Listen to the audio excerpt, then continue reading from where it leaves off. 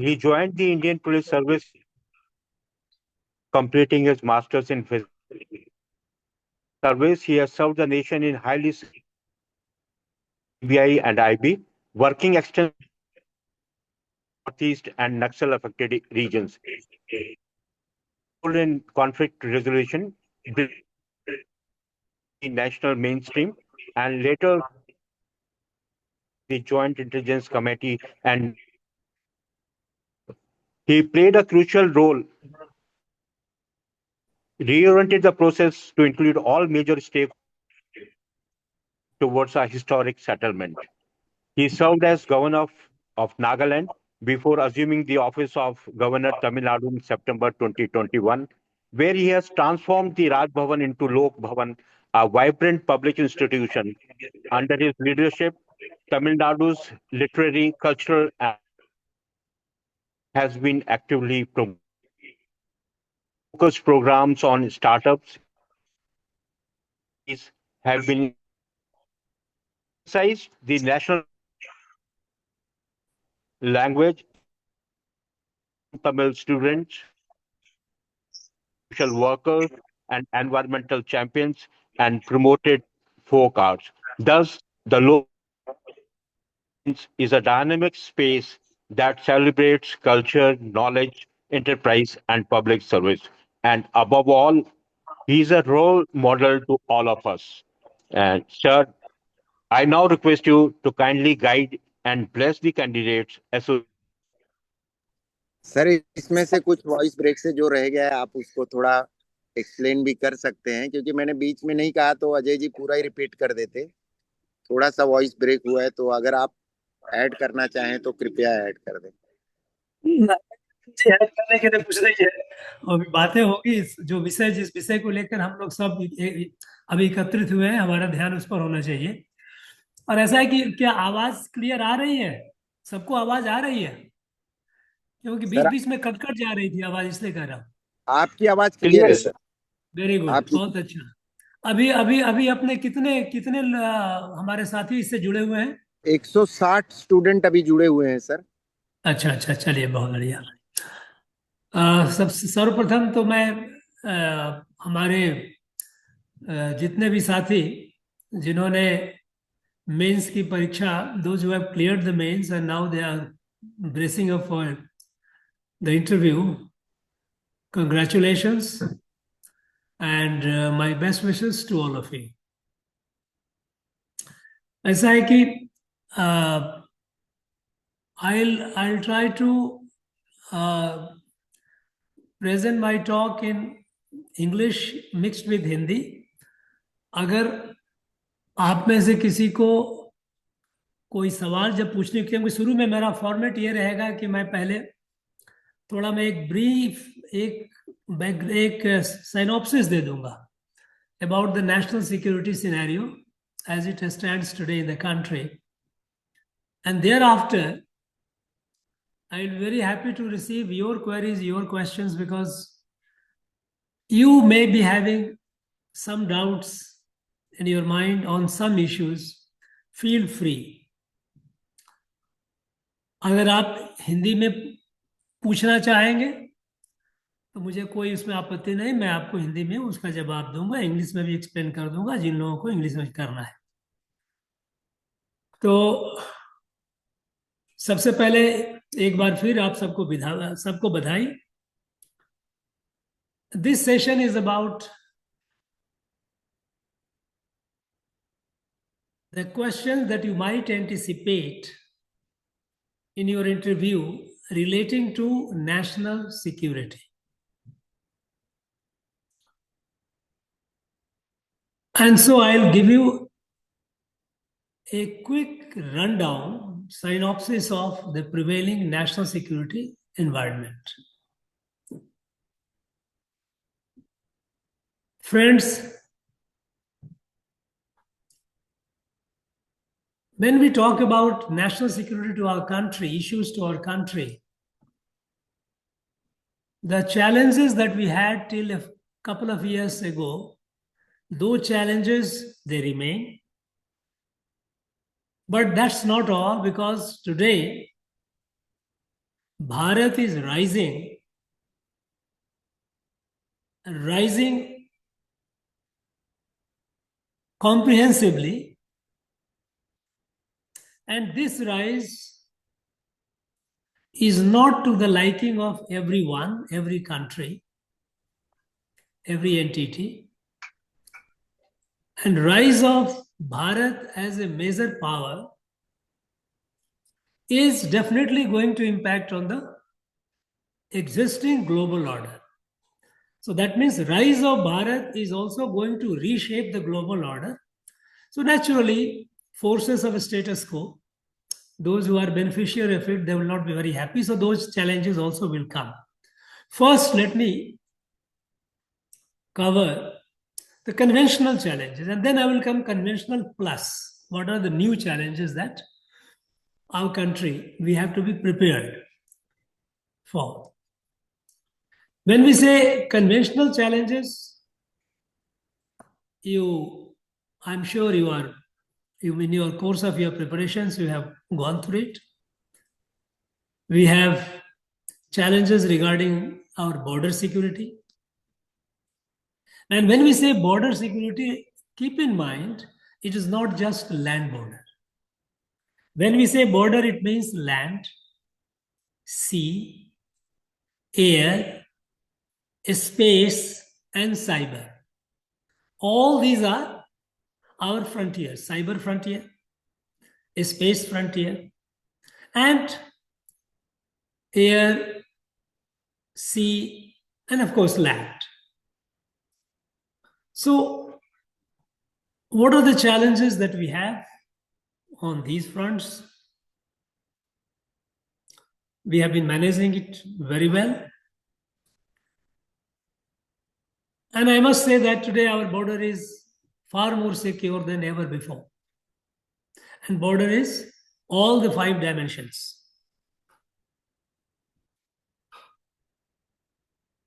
I'll give you reasons. If you take the land, our land border was especially is vulnerable with respect to China and Pakistan. We have some issues also with other neighbors, especially security issues with your Myanmar border, with Bangladesh border. But as far as serious threat is concerned, we have, and we cover all these land. First of all, our land border are better managed today. Better managed because we have built in the last 10 years so much infrastructure so that the borders which were inaccessible and which remained inaccessible for all the time, and especially during the winter time, especially our border with China, Tibet, almost over 6 months our border was inaccessible. The troops which were located in those areas on our northern frontiers, they had to be supported mostly by air. Today, we have built tunnels and they are operational. Take the case from connectivity from Kashmir Valley. Jozila Tunnel is nearing completion. From Himachal Pradesh, Atal Tunnel, which is underneath Rohtang Pass, which gives us already operational for quite some time. So round the year, 365 days, 24/7, this route is operational. Sela Tunnel in Arunachal Pradesh, 14,000 plus feet. It used to be closed in winter. Today we have built a tunnel and Tawang and all those areas are accessible to us all the time. Many other tunnels are also work in progress.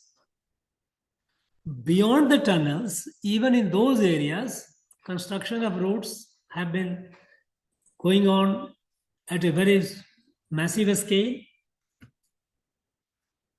Wherever there were issue of crossing over the river, especially in the eastern sector, Brahmaputra, the Bogeybill Bridge is already functional, the longest bridge perhaps. So the movement of troops at any point of time to the northern border in the eastern sector is so easy. So we have built advanced landing, helipads, advanced landing, airstrips. So building the massive infrastructure along the vulnerable border, vulnerable in the sense that they were inaccessible. When our troops do not have access to the border, how do they defend? So we have built all those. Then, for a long time, we ignored the border population. Border population, in fact, the effect of 1962 was so bad that we stopped looking at that site. And there was no development of basic amenities like hospitals, roads, electricity, schools, no facility. As a result, hundreds and hundreds of our border villages, they became empty. People moved away to the district headquarters site for better amenities, schools to the children, healthcare, electricity access, all those things. Now, after Prime Minister Modi came, calling the border villages as the first village rather than the last village, and a special drive to develop all those areas. So now we have integrated development in the entire border area.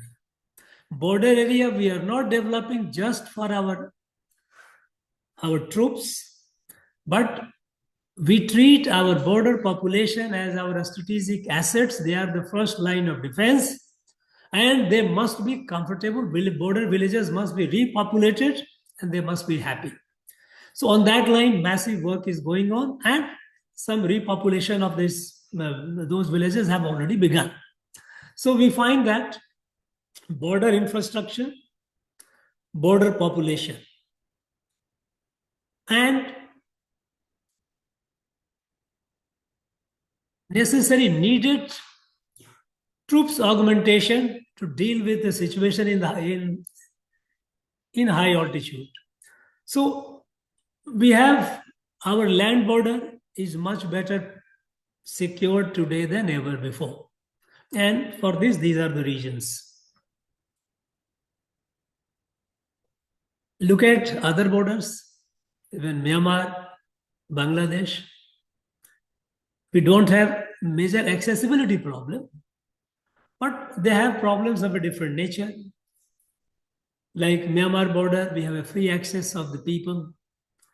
Those are now being regulated. It's not that one can enter from any part of this. There are some border points through which they can enter. We have not yet scrapped the free movement regime. You might be aware that we have a free movement regime along Myanmar border. Up to 16 kilometers, people from both sides, either side, can go across. There is no need for any passport, visa and all. But earlier it was unregulated. We have a long border. We have almost about nearly 1600 kilometer border with Myanmar. One could cross. Now it is not. We have regulated it. And proper documenting people, those who are coming, to prove that they are resident of that place, designating authorities who will issue the pass. Not that anybody can just come and say that I live within 16 kilometers. That's not sufficient. You must get some document from your authority who is known to us, from him or her, to prove that you are a resident of that border villages. So this is being regulated properly. Similarly, our Bangladesh border is well taken care of. Pakistan border, we have issue in Kashmir sector where the terrain is such where infiltration, it's vulnerable to infiltration.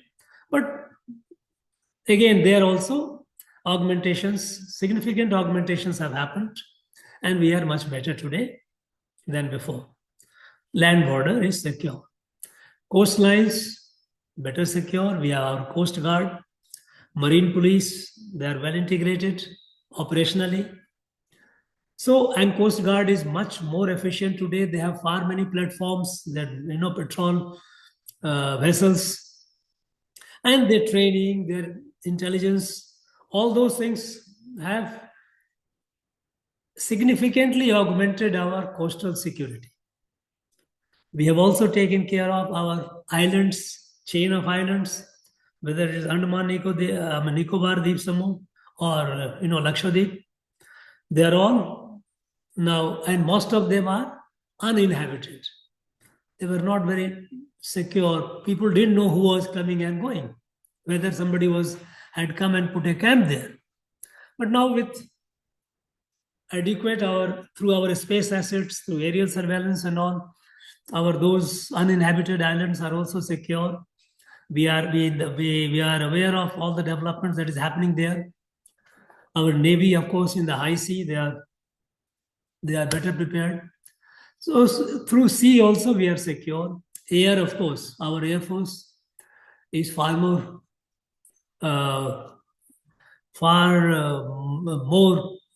prepared today, both in terms of offensive and defensive. We have seen the snapshot of it in Operation Sindhu. So this is all.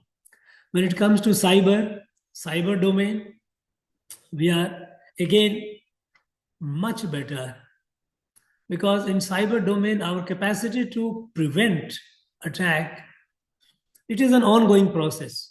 We don't say that this is the end of it. It is an ongoing, because your adversary keeps coming up with new and new ways, and we have to keep proving ourselves to be smarter than them. So both, what we call it, shield and shore. Shield is, that is preventing, creating firewall to prevent those attacks. And sword is attack. In case if somebody is trying to infiltrate and do something mischievous and damage, we will hit them back. So in that, we have institutionally, we have made sufficient arrangement, well integration between critical infrastructure as well as our cyberspace. In the space domain, our space assets are far more secure than ever before, because earlier, till 2018, if I remember correctly, we first demonstrated our anti-satellite capability. Because today we know that we are so digitally connected.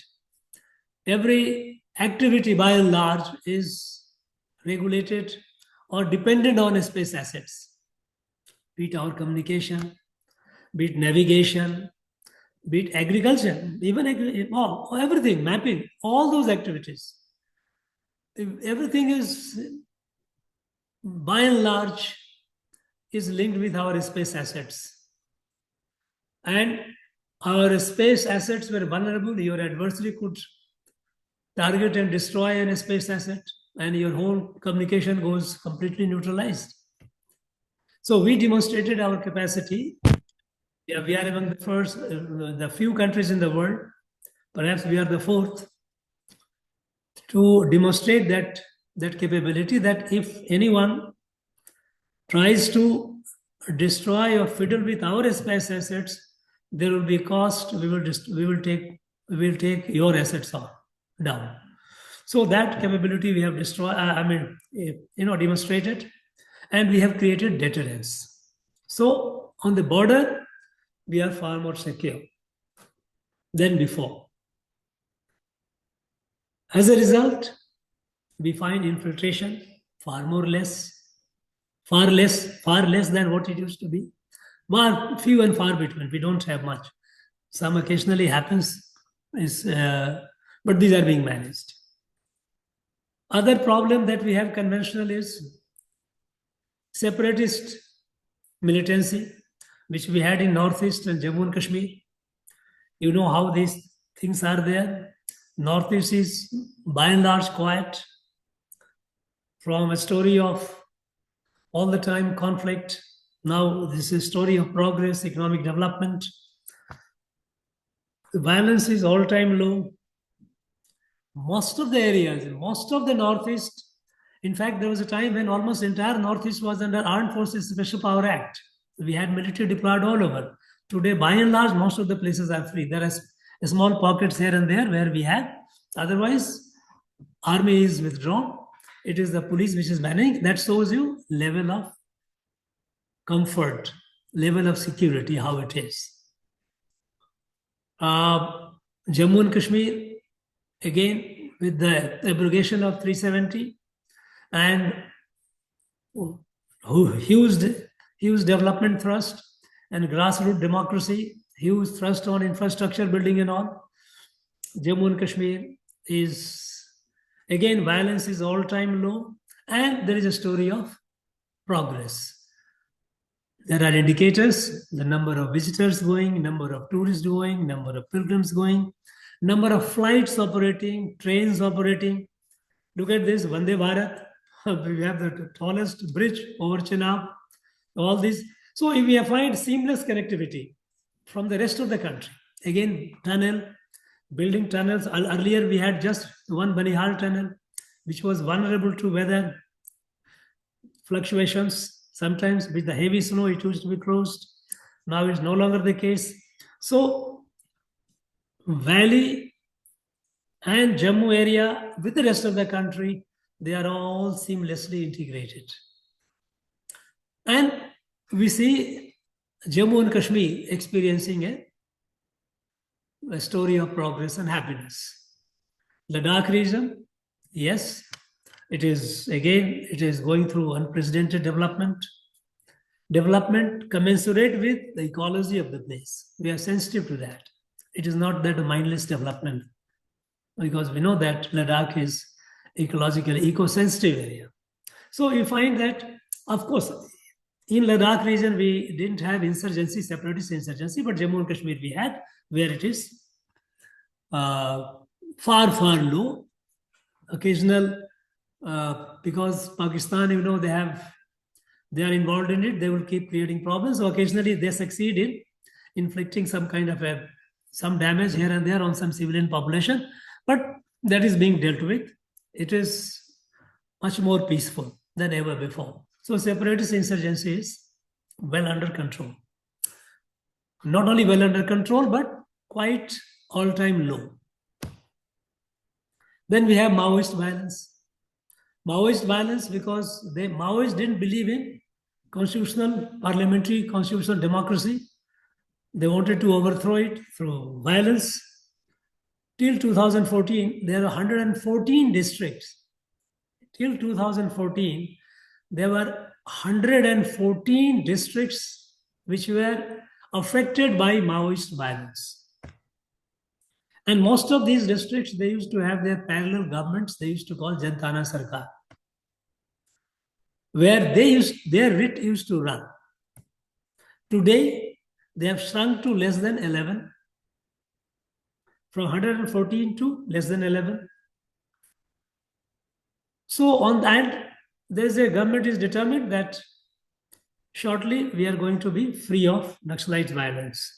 So Maoist violence on that front, we find all-time low, and areas which have been cleared of these Naxals, you see the development, progress, and most of it from 114 to 11. Think of it. 103 districts have been completely freed, and you see the story of development going on there. So Maoist violence area also you find all this. Then terrorist attack, terrorism. Earlier it used to be terror attacks here, there, all over the country. We used to lose a quite significant number of people.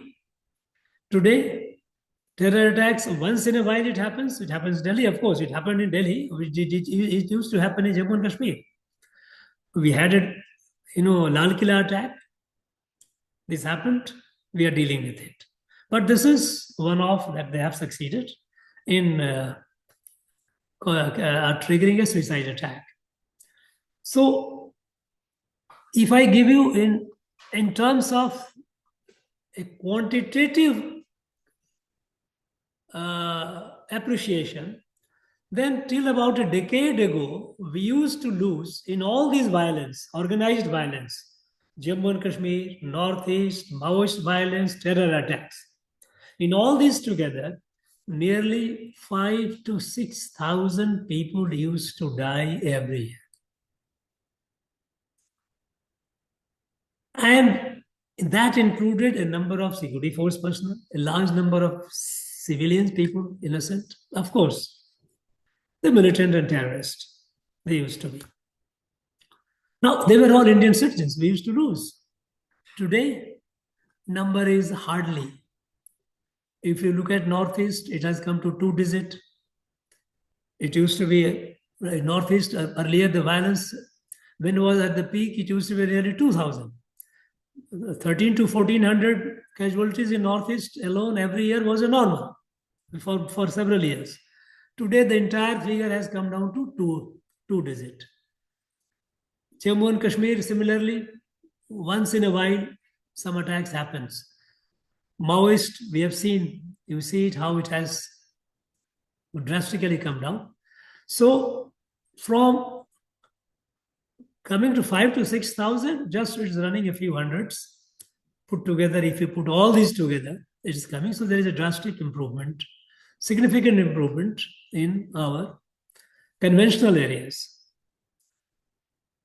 Now, among the conventional threats, challenges that we face, we also have problems, threats from entities which espouse subversive ideology.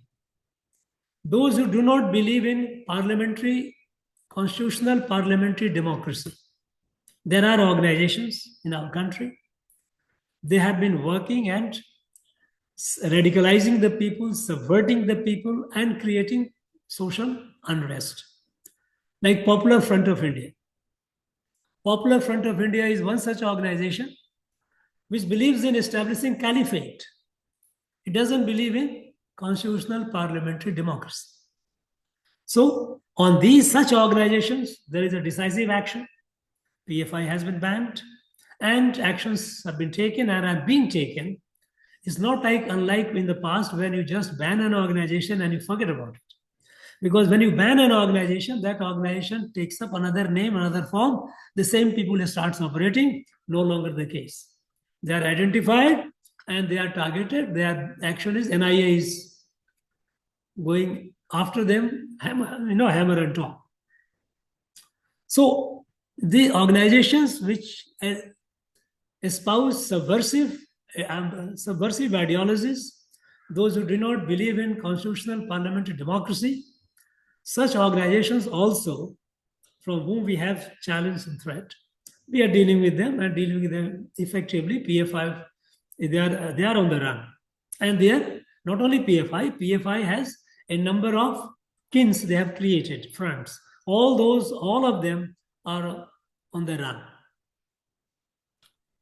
Another problem, friends, which people have not talked in the past much, but is a serious internal security problem, which is a national security problem, which was flagged by our Honorable Prime Minister in his Independence Day speech. And that is demography change. It is a huge national security concern. Drastic distortion in demography, especially in our border region. Assam, West Bengal, Simanchal of Bihar, they are very prominent. People from Bangladesh have come in large number, very, very large number. Of course, in Jharkhand also, they have come in large number. They are present. Bangladeshis are almost all parts of the country, but the areas where they have brought severe demographic distortion, which has a national security implication. Because when you have the area adjoining Bangladesh, when the demography changes because of large number of illegal infiltration, this has a serious consequence on our national integrity. integrity of our nation, as well as, maintaining public order. These areas, we know that on a certain political ideology which was driven by a religious faith, Bharat was divided in 1947. Now, we cannot, if we are not alert, we cannot say that history will not repeat. Now, these infiltrators, those who come in large number, and they have come in huge number, overwhelm the local population. They not only eat away, take away the benefits which are meant for the local people, Indian citizens, but they have a serious, they pose serious threats to our national security, the very integrity of our nation. Already in some areas, like Dhubri in Assam, there are some whispers, they have started some campaign that this area should be part of Bangladesh, not part of India. Anything that happens there, all this, radicalization happens. Then this infiltration of, or rather smuggling of narcotics, drugs, fake currency, all these things happen because your border becomes a soft belly. Your border cannot be manned only by border security force or troops. Your border population, if it is an unpopulated, that's a different matter. But these are heavily populated borders. And if the border population, a significant section of the border population is such which displays its closer kinship with the neighboring country, then you have a problem. So demography is a serious national security problem, such serious you can imagine that Prime Minister had to mention it from the Red Fort itself. And now the government of India is constituting Demographic Commission to look into it at length. Some data have already been published, which are very, very alarming. Now, these are conventional challenges or threats to our national security. I'll come down to what is plus. I'm giving you a rundown because we will have questions. I will come to that. Then we can, because each of them, if we start talking, that will go on and on and on. So you should be conscious of the fact that yes, these are the area, border is an important area. Border is all the 5: land, sea, air, cyber, and space. All the frontiers, we are far more secure than ever before. And we see the result. If you look at all the fronts, we are doing much better. Separatist insurgency is almost at the all-time low. Maoist violence, Maoists are breathing their last. Terrorist is by and large, our country is free. Occasional sporadic incident that happened, we are dealing with it because of the very fact that we have people who are actively involved in that. Anyway, that will be dealt. Subversive ideologies, we are coming down heavily, not unlike in the past, just simply banning, but we not only ban, but we go after them. We see that they are brought to justice. They face the heat of law. Demography is a very serious problem. You should be conscious of it because the first time it has been flagged. So you may expect it. Another area which I did not touch, but I think I should flag it, is narcotics and drugs. Narcotics and drugs is a very serious national security problem. It is not just drugs that some drug is coming and some people consuming and they are suffering. It actually destroys the whole generation. The drug, we have an example of Punjab. Now it is grappling to come out of it. But Punjab, which was the most prosperous state in the country in the 1980s, with agriculture production almost 2.5 times more than the national average. Now that state came down so drastically, largely to a great extent because of drug, massive drug. spread. So drug destroys our future generation. It's a very serious problem. That is why in the latest, which the All India Disease ISIS conference with Prime Minister, Honorable Prime Minister participated and Honorable Home Minister chaired, this issue was flagged that we must have a 360-degree offensive against narcotics and drugs, because they are serious problem, because they come from outside. Largely, there is some cases of manufacturing within, but that's a small, very small part of it. Largely, the synthetic drugs are brought from outside.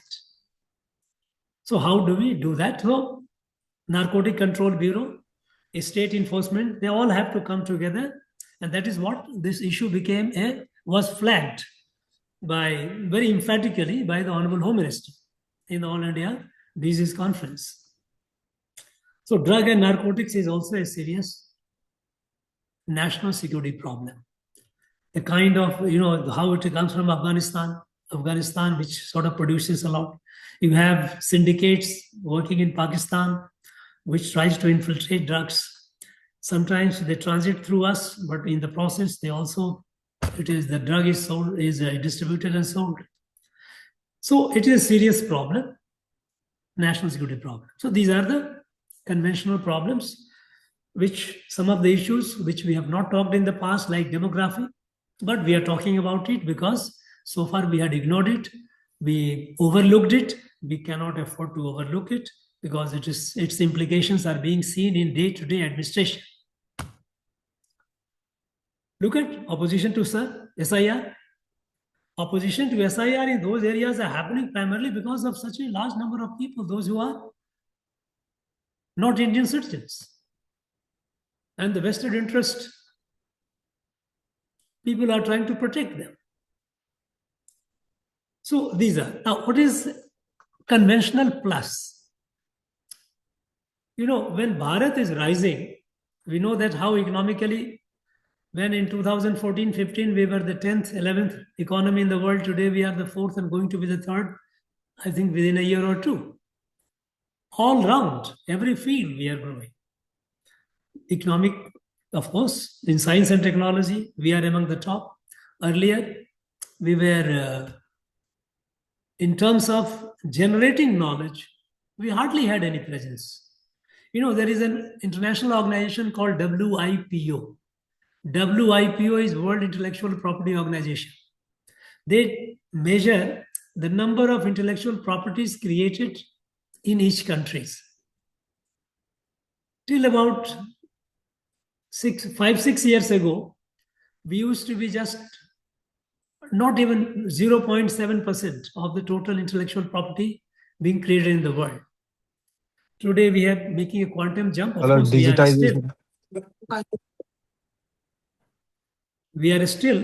to do a lot of catching up, but we have started. We have almost touched that 3% of the share. Imagine less than sub-zero, 0.67% to jumping to 3% at the global scale is not a small figure. And everywhere there is so much of thrust on innovation, research, and it's happening. So we find science and technology, research, innovation, economic development. Militarily, we are showing so much of self-reliance. We are now, we had the dubious distinction of being the largest arms buyers in the world. Today, we have started exporting weapons. Last year, we did export 2024 nearly about 23 point something thousand crore, 23,000 crore plus. It is not a big number, but it is significant, and we have a long target. We are moving. So with all this, our profile is rising. The world is taking note of it. Not only is taking, but they have already taken note of it. Now, this rise of Bharat will have is likely to have some unpleasant consequences for us also, because there are countries, there are entities who would not be happy with it. So, what are the new challenges to national security that we must be prepared? And we are getting prepared. Number one is, creating false narrative. Today, our country is rising not because government is doing so many things. No. Today, our country is rising because there are our people, the environment has been created by the government where obstacles have been removed, and our people are more and more entrepreneurs, more and more a startup, opening the defense sector. So more and more private sector is coming and doing. I told you about now we have become a defense exporter. Now private sector in the defense are playing a very significant role in that. So unleashing the creative energy, the force of our people, that is what is fundamentally bringing the change. Now this is happening because there is a new confidence that we can do it. It is not the earlier phase where we were all demoralized, the country was demoralized. That had become a fate, as if living in poverty, everything Indian is to be deprecated. No, it is no longer the case. We can do it, and we can do it much better than many others, even the advanced countries. Look at it, our digital public infrastructure. Which country in the world, most advanced countries in the world, can come nowhere near? They are nowhere near where we are. Imagine 140 crore population and largely connected digitally. The way the public benefits are transmitted to the bank account, financial inclusion, nearing saturation. Earlier, opening the bank account was a matter of privilege. Today, the poorest has got a bank account. And the guy who sells the vegetable on the roadside also accepts payment through UPay. Now, this is something which is the world looking with envy and admiration. So this is happening because there is a sense, there is a positive mood in the country. We can do it. Now, this mood, this confidence, how to weaken the confidence? Things are bad.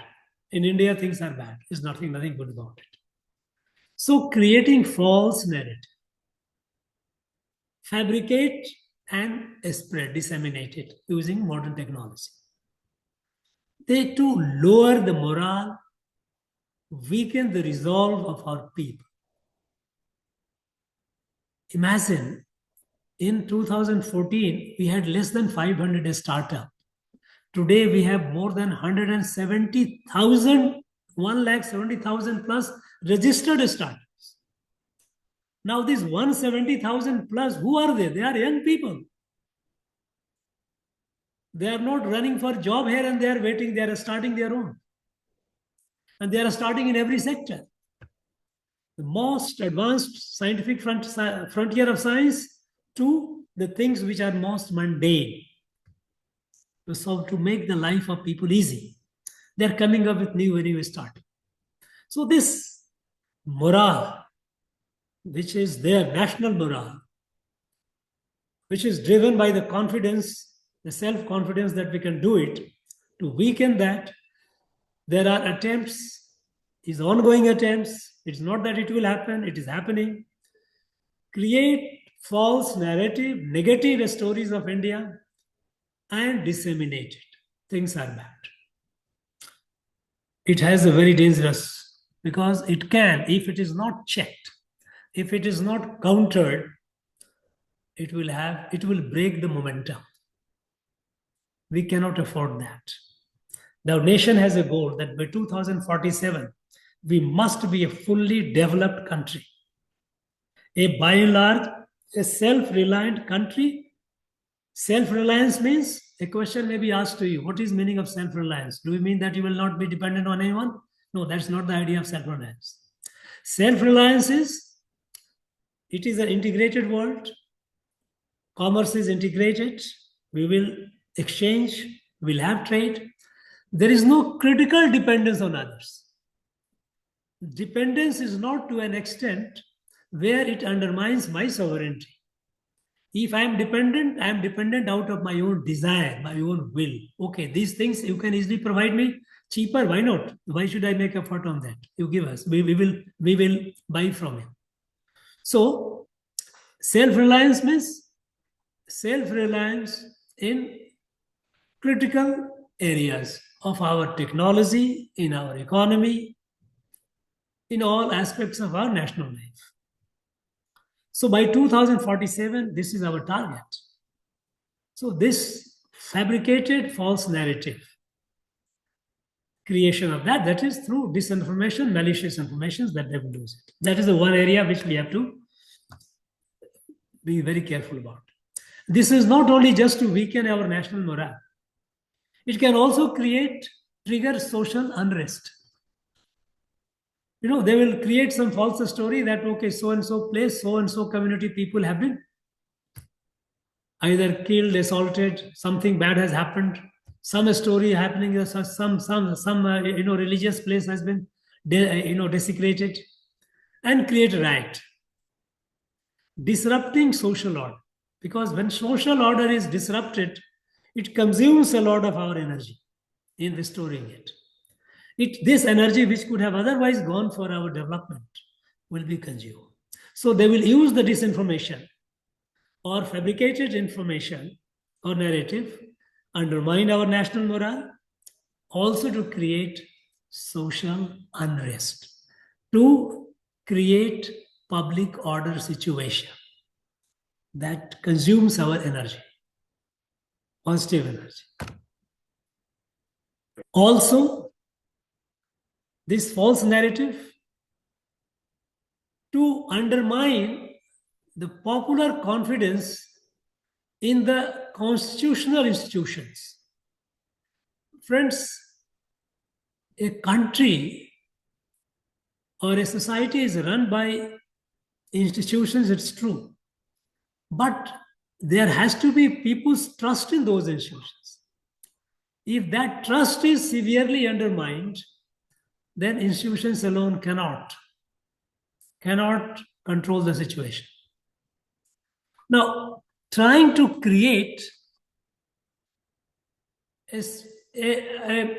through barrage of false, I won't call it information because that's not information, a fabricated account, creating a fear, losing the trust. Now, for example, our Election Commission of India. Our Election Commission of India is perhaps the most robust election commission in the whole world. Whole world. And the world acknowledges it, that India's Election Commission is the most robust. In fact, people from advanced countries, they come and learn. Our people from Election Commission go and train them, tell them they have a problem, how to solve, they come to us, our ECI. And we help them. But there are attempts to put a question mark on the Election Commission of India. Now, this is a very malicious, dangerously malicious initiative. Election Commission of India, suppose if there is somebody feels that there is genuinely aggrieved, there are channels. You go to the court, Supreme Court. No, I will not go to the Supreme Court. Supreme Court holds the fact that SIR is perfect, legitimate. It should be done. Election Commission of India has the mandate to do it. Only Indian citizens should vote. Why should any non-Indian citizens should have the voting right? Simple thing. But still look at the way the attempts are being made to undermine the people's trust in Election Commission, which is the fundamental institution of our democracy. EVM. Election Commission throws it, challenge time and again. You come, here is an EVM, come, you try, anybody, you try and tamper with it. No, they will not go and try that. But they will continue talking about in the public, EVM is compromised. Now this malicious, dangerously malicious campaign to undermine the popular confidence in our institution is very dangerous. Very, very dangerous. Because if it is not countered, it can create chaos. If it is not effectively neutralized, it will create anarchy. There are forces, internal and external, who want to create anarchy in this country. They do not want the rise of India. They want it to be bogged down, as it was, a basket case economy, large population, but miserable. They do not want. So this is a, when I said conventional plus, these plus categories are, which are trying to undermine our popular confidence, which are trying to, disrupt the social order, which are trying to undermine the popular confidence in constitutional institutions, which are otherwise, which are accepted as very robust. These are essentially to disrupt our growth momentum.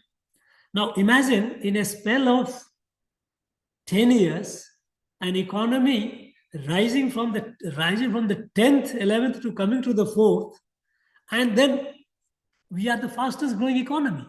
In fact, post-COVID, 2021 onward, our Bharat's economy is the fastest growing large economy in the world. You might have read in the newspaper, the latest quarter is 8 plus 2%. This is phenomenal. No country in the world can come anywhere close to it. Now, this has the adversary, our enemies would like to break this momentum. So for which they will adopt all these methods. Again, take the case, another challenge that we are facing is sanction, economic sanction. Economic sanction is essentially to weaken or disrupt our growth momentum. There is no logical justification. If India has to buy something from some country, wherever it gets cheap, why should buy it? Why not? Why, how can you say that? And when the Europe buys more than India from Russia, why should US put sanction on India? But no, it is my wish, I will put sanction on you. I mean, there is no explanation to it except the fact that there are some forces who do not like to see the rise of India. They want to break our growth momentum. Now, these are challenges. We have to find ways to overcome it because we can't wish it away. And that is what we are doing. That is what we are doing.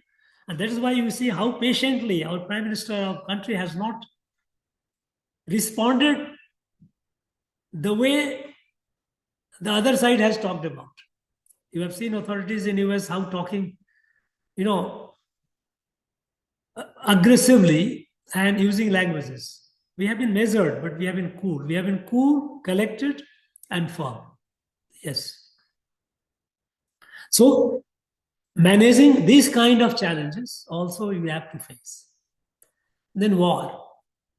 The war among the countries. These are, disrupting the global supply chain. When global supply chain is disrupted, you get impacted. Your economy gets impacted. Your growth gets impacted. This is a very, very significant challenge. It has all these have security implications. No? Because if our growth, our security is not just military security. Our security has to be comprehensive strength. Our strength is not just military strength. Military strength is only one component of our strength. It has to be comprehensive strength. So, these wars, unending wars. You say Russia, Ukraine, you see Israel, Hamas, These conflicts they pose our national security challenge because they disrupt the global supply chain, which has got a significant impact on our economy, economic impact on our growth. These are the new challenges which are emerging. We have to deal with them. So, another challenge that we must be prepared. They are essentially technology enabled. What one can call it as a neo-colonization. You do not, earlier there was a time when there's countries, the powerful countries go and colonize them physically, as we were colonized. Europeans, largely British and part of it Portuguese and French, they had colonized us. We are no longer physically colonized. But there is a possibility of colonizations through technology superiority, like data colonization. Through that, using the advanced technology, advanced generative artificial intelligence, they can, with precision, they can interfere with our national life, in our social life. There are already, in advanced countries, especially in US, there are advanced institutions, especially there's MIT and all, where the people, they have been extensively working and experimenting on how to influence a population, a particular segment of population through precision disinformation.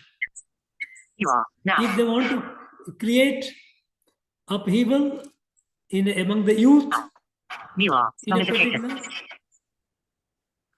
you can do. I mean, there are capabilities. Now, how to secure our data?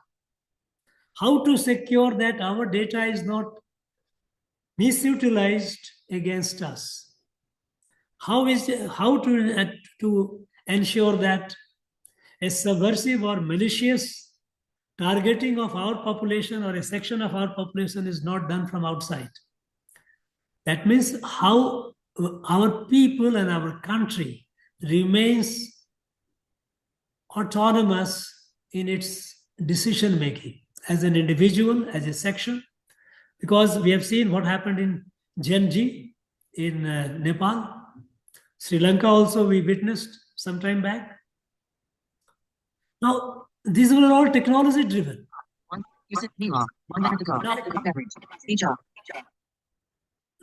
There is some noise coming.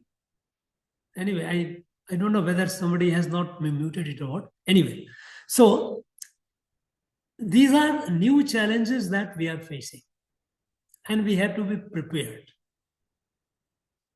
Now, broadly, I gave you a scenario that in the conventional front, we are far more better secure. On the emerging threats, we are managing it very well. Now, a few things which I would like to explain to you, that how these changes have happened.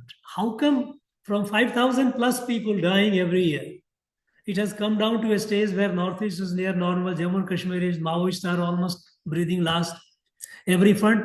What happened? Because you must be aware of it. Questions can be asked. So there must be a clarity on it. Friends, instruments, there are in national security, you have two parts. One is instruments of national security, like military.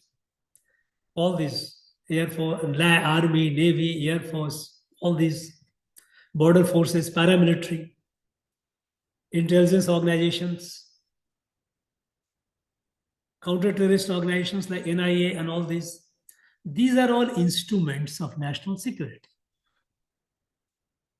But there is another element of national security, which is national leadership.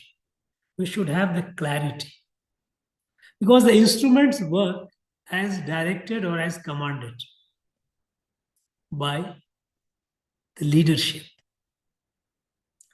For long, on the issues of national security, we were confused. We were utterly confused. The person you have seen in Jammu and Kashmir. On Jammu and Kashmir, there are people who are fighting for separation of Jammu and Kashmir from India. And our forces were fighting. But we have also seen how the leader of those separatist organizations, terrorist organizations, they were hosted in Delhi. Whole national TV. The Prime Minister shaking hand with Yasin Malik, leader of JKLF, a terrorist responsible for killing of hundreds of people, hundreds and hundreds of people, including security forces. Now, you come to Northeast, and even in Kashmir, not only this, even Hurriyat, which is a separatist organization, politicians making beeline to their Hurriyat leaders' homes, trying to bring them, pacify them, appease them. Policy of appeasement, तुष्टिकरण. जो आपको तोड़ना चाहते हैं उनको साथ आप तुष्टिकरण कर रहे हैं. Northeast, there are people who are fighting to break away. उनके साथ आप बात कर रहे हो, उनके समझा, उनके साथ आप कोशिश कर रहे हो, भाई आप तो अपने हो, मिल लो. माओइस्ट जो कॉन्स्टिट्यूशनल ऑर्डर में विश्वास ही नहीं करते, they don't believe, उसको एक पॉवर्टी का लाइन देकर के, चूंकि वो गरीब है, दे आर फाइटिंग. अरे भाई गरीब क्यों है? बाकी एरिया में भी लोग गरीब हैं, वहां पर क्यों नहीं बंदूक उठा रहे? और उनकी गरीबी का हल क्या है? आप Maoist were the worst enemy of the poor people. They didn't allow any development to happen. No road, no hospital, no school, colleges, no electricity, no communication tower. Any attempt to build those, they will destroy and kill the workers and engineers. They didn't allow development to happen. Now, are they friends or enemies? Pakistan it keeps committing act of terror. And you go on talking to them, Kashmir, बात करो भाई, पाकिस्तान से बात करो. आपने सबने देखा है, whole world has seen how 26/11 Mumbai attack. For 60 hours, a handful of terrorists, they kept the whole country hostage. The whole country was humiliated. And within 10 months, Prime Minister of India and Prime Minister of Pakistan meet in Sharm el-Sheikh and sign a document, MOU. Both countries are victims of terrorism. What is this? एक तरफ Pakistan is committing act of terror, और दूसरी तरफ हम बात कर रहे हैं और अमन की आशा दिखाए जा रहे हैं, शांति करो. That is what is called Satru Bodh, a clarity about who is enemy. Those who are trying to topple the constitutional democracy through violence and bring Maoist communism through violence, are they friends or enemies? Those who are trying to break the Northeast away from India, are they friends or enemies? Those in Jammu and Kashmir, those who are trying to break Jammu and Kashmir away from India, are they friends or enemies? All these years, our policy was confused. Our forces were fighting, but our leadership had a different approach. As a result, it was not impactful. Now we have a clarity. After 2014, with the Prime Minister Modi coming, there is a clarity. What is called Satru Bodh. In national security, two things are very important. Satru Bodh, you must have a clarity about who is the enemy. And you must deal with the enemy as enemies. So Satru Bodh. Second is Atma Bodh, your own strength and weaknesses you must be clear about. Now, my own strength. Our country, even after more than 7.5 decades, we remain so heavily dependent on outside for our defense. For everything, we have to buy. Even now we are buying it, agreed. But we are buying only right now because we have started building our self-reliance, our own technology and capabilities. But we have not reached the level where we ought to be. So we are buying today also. But certainly we have made a good beginning, which the world is seeing, that our defense sector is becoming more and more self-reliant. Now, you cannot outsource national security. You cannot be secure based on supplies of strength, be it weapons or platforms like fighter aircrafts or ships, warships, from outside. You have to be self-reliant on national security. So what the change that has happened after Prime Minister Modi came is the clarity in national security. We must have a clear understanding of the enemy, and we must build our own capacity. We cannot be dependent on others for our national security. And we saw how in Operation Sindoor, indigenous capacity, how effectively we neutralized Pakistan's swarm drone attacks, which they made using Chinese and Turkish drones. How using our own indigenously manufactured missiles, we were able to make their more than 11 critical air strips non-operational. So their capacity to strike back was heavily degraded. Now these are all indigenous. They sent a lot of swarm drones attacks. Nothing happened on our side. And who built this? These drones were largely built by our private sector, by the way. All the kamikaze drones and all, with the loitering ammunitions and how to ensure that they will do the harm and will ensure that we will neutralize the swarm. It was done by our indigenous capacity. So, change that has happened at the policy level is clarity on who is our enemy or who are our enemies, and building our self-reliance in national security. These two fronts. Earlier, Pakistan, because we didn't have the capacity, we were confused. Pakistan used to blackmail us, nuclear blackmail. Pakistan could do easily all these various devastating terror attacks and get away. Because our people were as scared that they are a nuclear power, there may be a nuclear war. What happened? Look at this.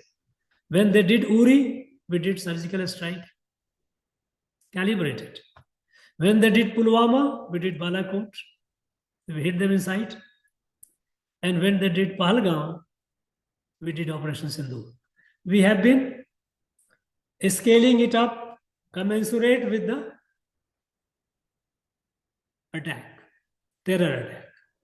And we have demonstrated that we will hit you inside your belly. And Operation Sindoor has demonstrated to the whole world how in a short and swift war, 4 days war, India secured decisive victory over Pakistan. It proved our military superiority. It proved our technology superiority. It proved much more than this. It also proved how the command control is so well integrated. In earlier system, when something like, let us say, Pahalgam happened, suppose if Pahalgam had happened before, then there would be meeting, cabinet meeting, then meeting army people, and sort of military meeting. Then suppose the military will come to, the political leadership, because, essentially, eventually they have to get the clearance from there. There's so much of a time gap and so much of indecisiveness. When the cabinet meets, you start wondering, should we do it? What will happen? Suppose if we strike, there may be consequences. They may go for nuclear. What the others will say, what the other countries will say. all those, This was a seamless communication between the political executive and the military command. Real-time, seamless communication. This is not a mean feat, my friends. To achieve this, it needs much greater clarity and preparation. And this is what it is today. So Operation Sindhu has demonstrated the rise of New India. It has also set what the Prime Minister himself said, a new normal. New normal is when a foreign power or a terrorist attack happens from a foreign country, the act of terror will be act of war. And it will be dealt with accordingly. And there is no distinction between a terrorist and their protectors. Earlier, they used to say, in our own system, people used to say, well, they are all are not under control of Pakistan Army or Pakistan state. That's not our concern. They are all one and the same. They use different labels. We have seen when the terrorists were killed in Operation Sindhu, in their final rites, how the military officers were there, the whole world saw it. To make it so, Prime Minister made it clear there is no distinction between terrorists and their patrons. We will not distinguish. Act of terror is act of war. It will meet with consequences, measured consequences, befitting consequences. That is why for the first time, this Indus Water Treaty suspended. No. Earlier, people never thought of. How can you do it? International treaty. What is this? This treaty has been given unfair. Our share of water is being given to Pakistan. But there is an underlying trust that you will behave properly. When I am giving you something of my share, I do expect you to behave properly. You cannot. So it is suspended. So you see, Operation Sindoor is a rise of New India, where we have new. Our doctrine on counterterrorism is redefined. It's not what it used to be earlier. So all these things together, India is far more, we can say that, secure today than ever before. I think I would like, friends, you guys to raise questions, because you will have some questions, I'm very sure. I will try to answer, because I have given you a brief synopsis of the overall situation. Please raise your questions. Somebody should be able to anchor it and see that there is no confusion. One person asks, I respond. I am not in a hurry. I will take your questions, and feel free.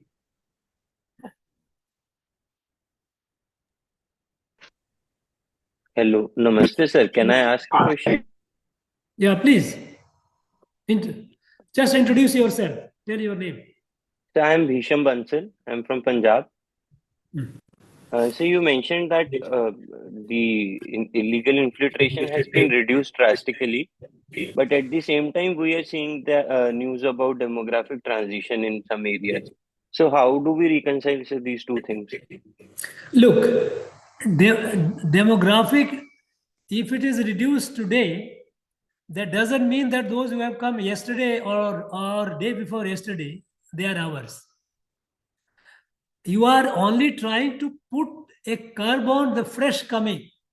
But the whole millions and millions, those who have come already in the past years, they are not Indian citizens, they have come illegally. Don't we have to deal with them? We have to deal with them. So when I say that we have been able to curb the illegal infiltration, first of all, it has not been put to zero, given that nature of the border, because you have 4,000 kilometers border with Bangladesh, the country from where we have the maximum illegal infiltration. Of the 4,000 kilometers, nearly 1,100 kilometers are riverine, which cannot be fenced. Now, these rivers are not all the time in a spate. Incisions, they are aspect, so you can't put barricade there. You can't fence it. So we have our vulnerability with Bangladesh border is geographic, it is topographic. It is not possible to hermetically seal it. So we have been able to curb. We have not been able to bring it to zero. And there are reasons for it.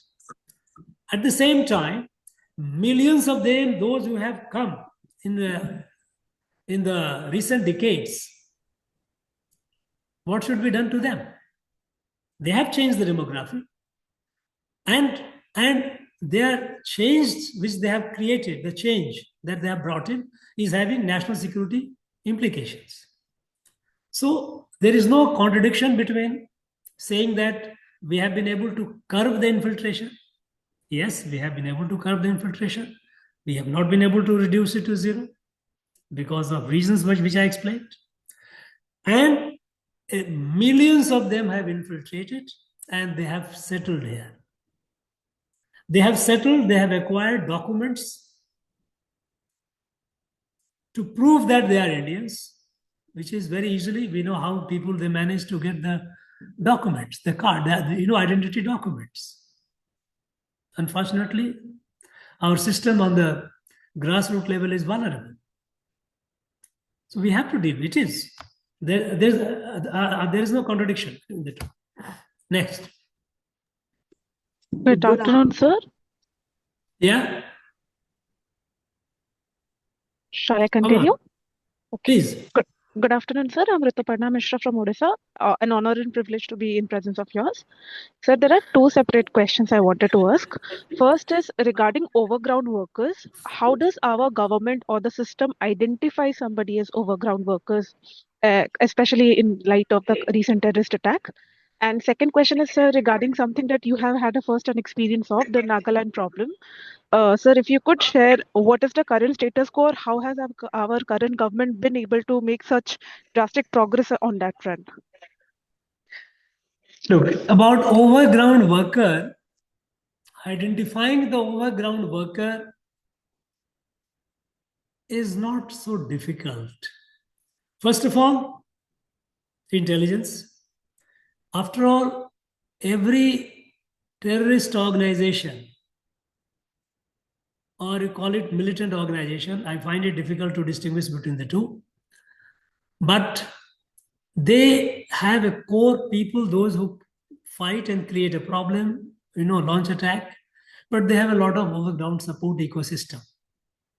The support ecosystem are people who live normal life like anyone else, openly, they don't hide, but they quietly they work, as we have seen in case of Delhi, Red Fort attack. Now here is the role of intelligence. It is through a smart intelligence alone that we can locate, identify, and act against the overground workers. Overground and underground, the difference is the overground person is, he or she is not concealing his or her presence, going on with day-to-day life. So here it is the function of intelligence.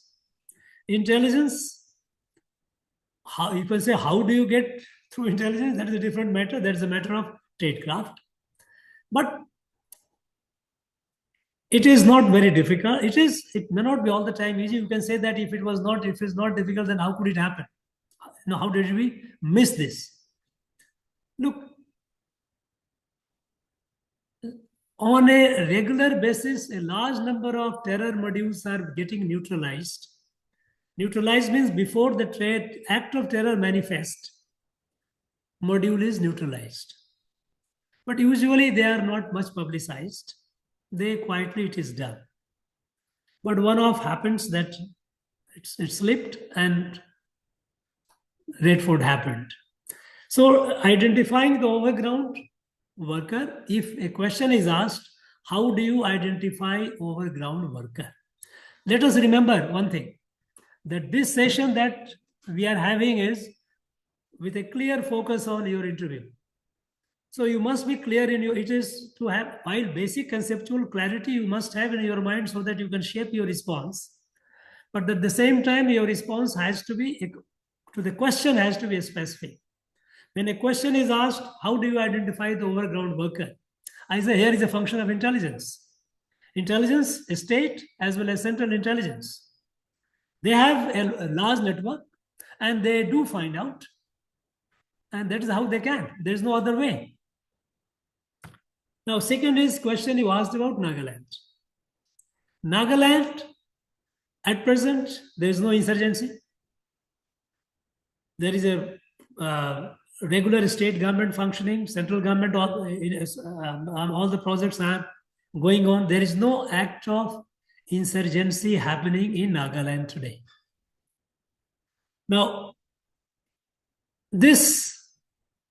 the group which was with whom we were talking, they have settled the political issue in 2015 itself. Their whole political issue was that Nagaland is not part of India. And so we will have our separate existence. 2015 framework agreement has made it clear, they have agreed, that settlement will be within the Indian constitution, within that Union of India and the framework of Indian constitution. So their political issue is resolved. There is no political issue as far as Naga insurgency is concerned. There is no political issue which is relevant. Now the issue is of settlement of issues, details, what all development projects that you want. Now of late, subsequently, they try to made a demand that they want a separate flag and separate constitution. Their point was that if at the time Jammu and Kashmir had its own flag, so they say if your Jammu and Kashmir state can have a flag, why can't we have a flag?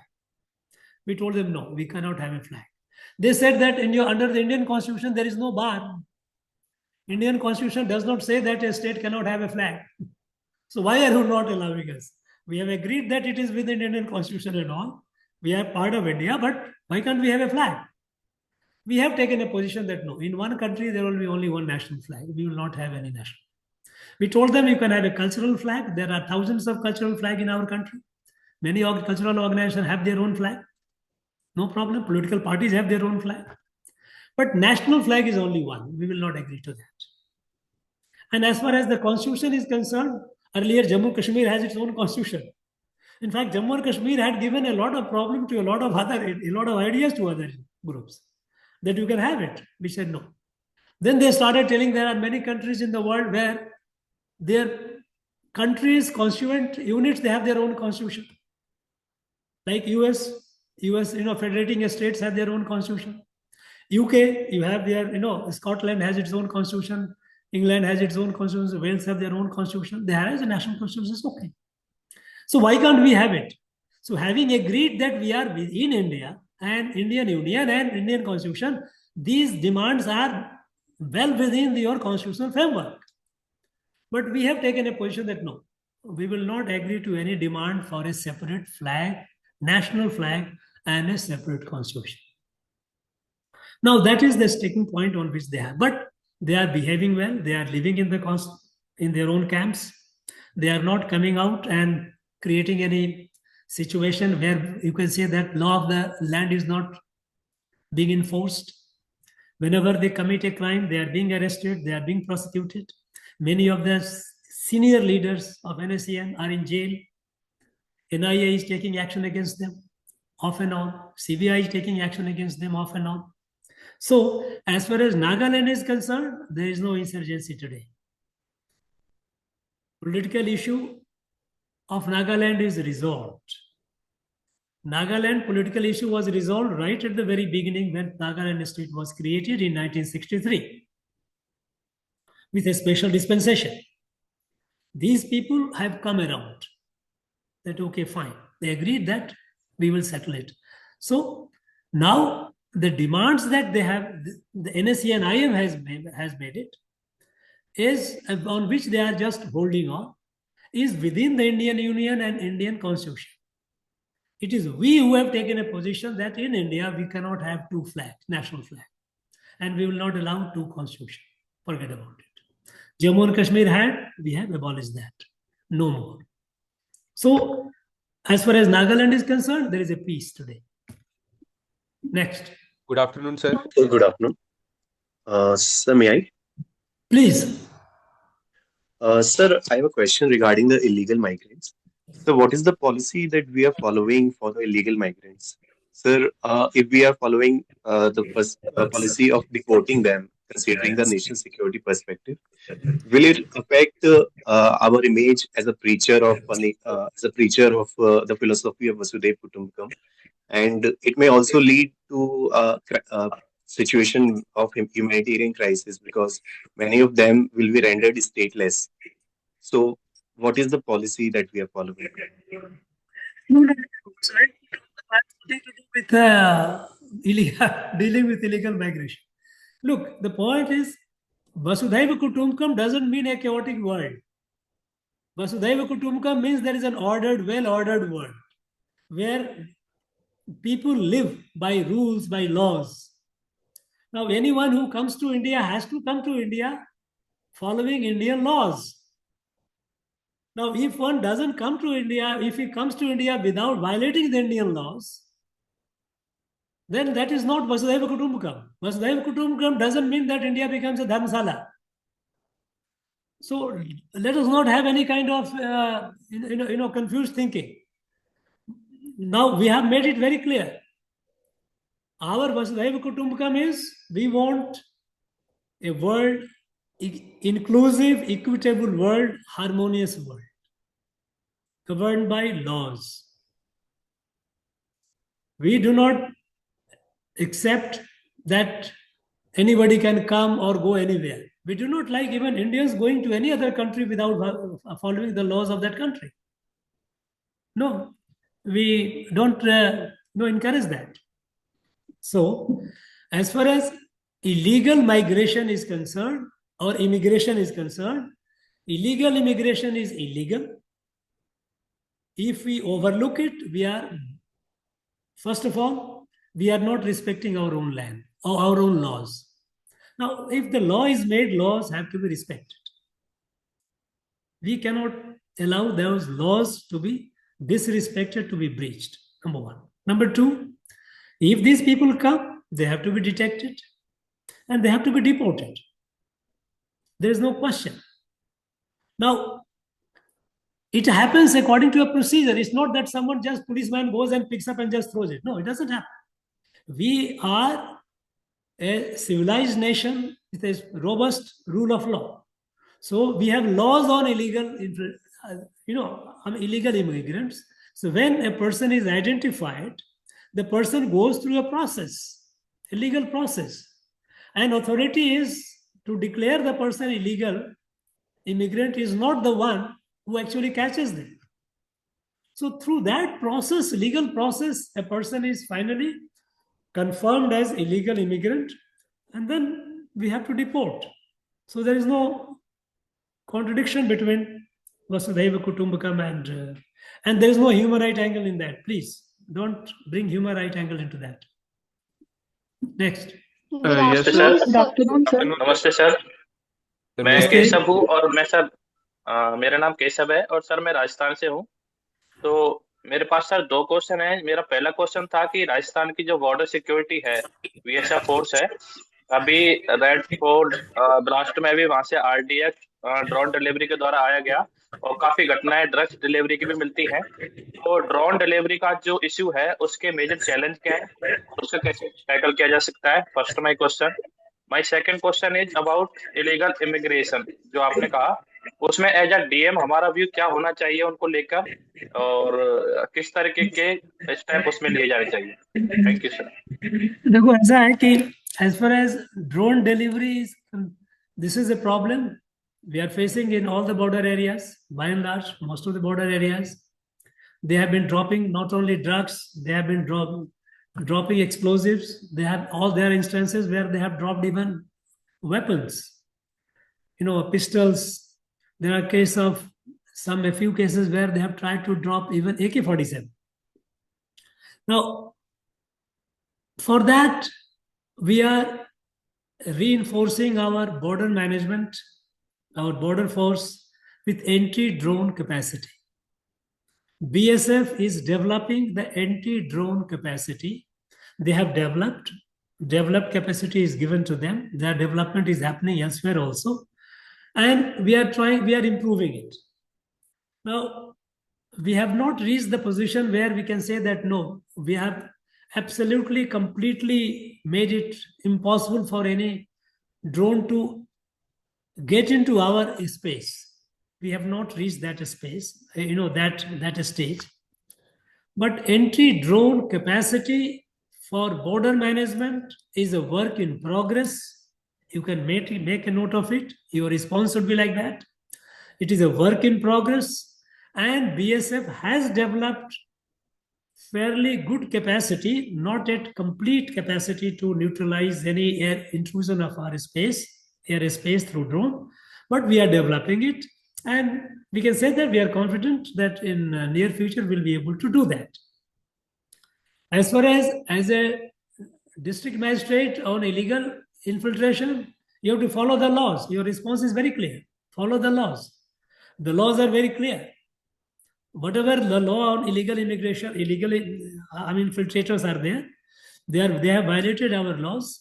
They are arrested by the enforcement agencies, by the police or the border guarding force, and their identity is proved. They go through a judicial process or through tribunal, and they are deported. So, as a district magistrate, your response should be responsibility to enforce the law. That's all. There's no confusion. There's nothing should be get into in between. My job will be, my responsibility will be to enforce the law of the land. That's all. Those who are detected, those who have been detected, they are identified, confirmed. I have to facilitate in their deportation. And so long they are not deported, they are kept in the camp. Their maintenance, there are some expenditures comes because they have to be given food now. They can't be just left hungry and all. So basic things like food, clothing have to be given. So maintenance of those camps have to be done. There you have a role to play. How to do that. So that's all. Enforce the law. Next. Good afternoon, sir. Sir, my question is regarding the recent Delhi blast that happened. We saw that doctors were involved. And similarly, in Gujarat, there was a bust by agencies where, again, doctors were involved and ricin was detected.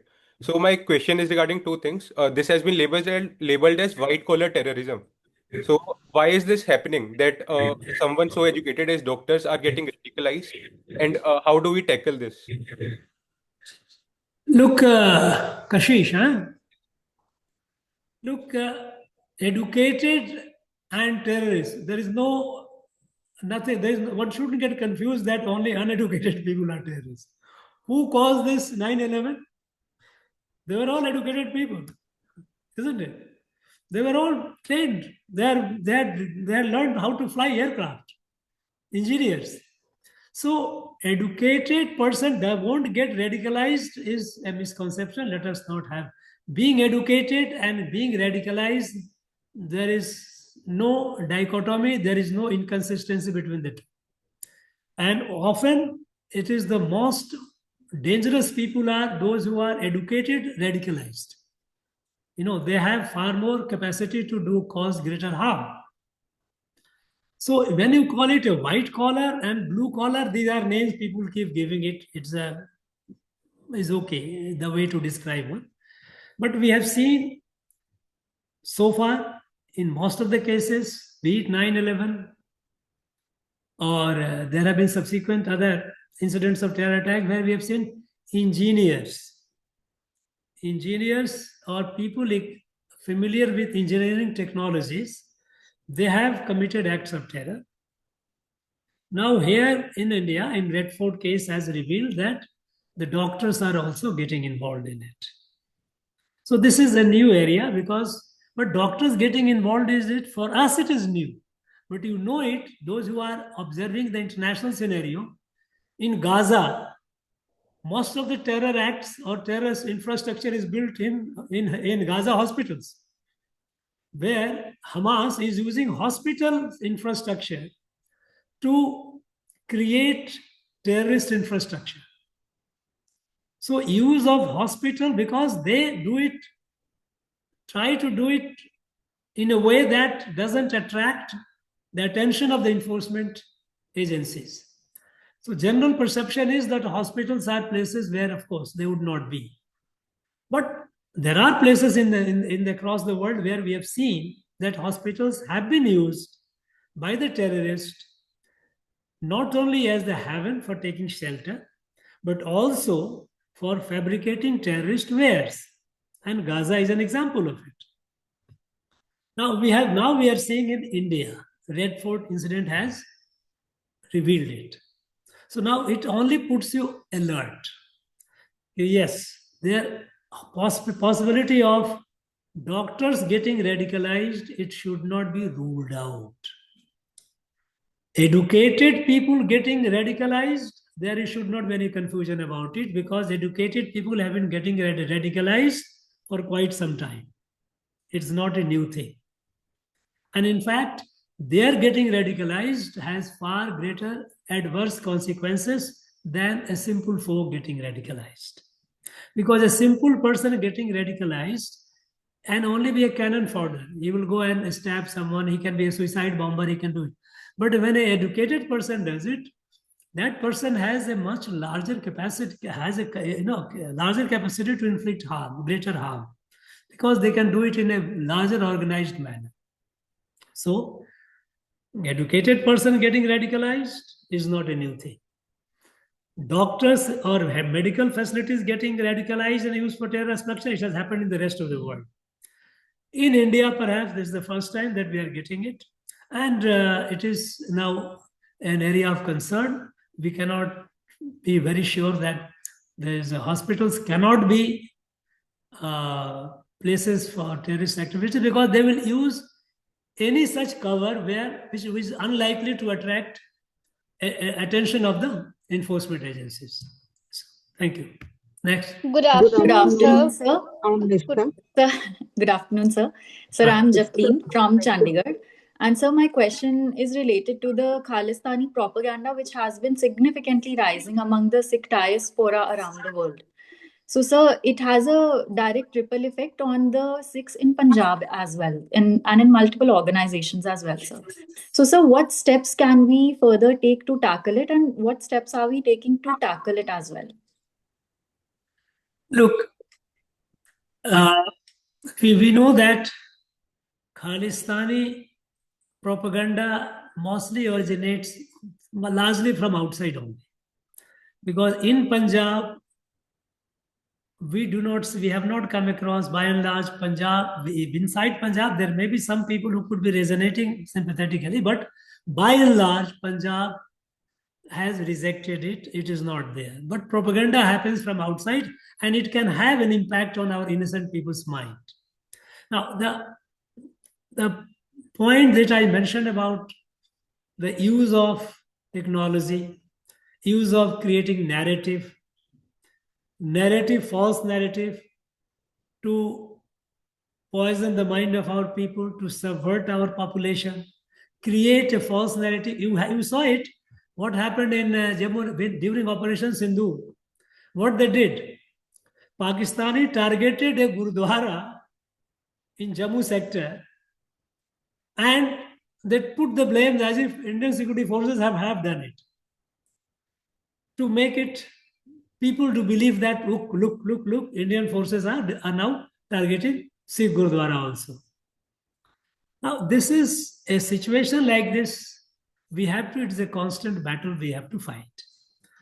Countering the narrative, detecting it and blocking it, locating the source, and taking punitive action in the source. You remember, a few years ago, Sikh for Justice, they had launched a campaign. They called it, they will have a referendum and all.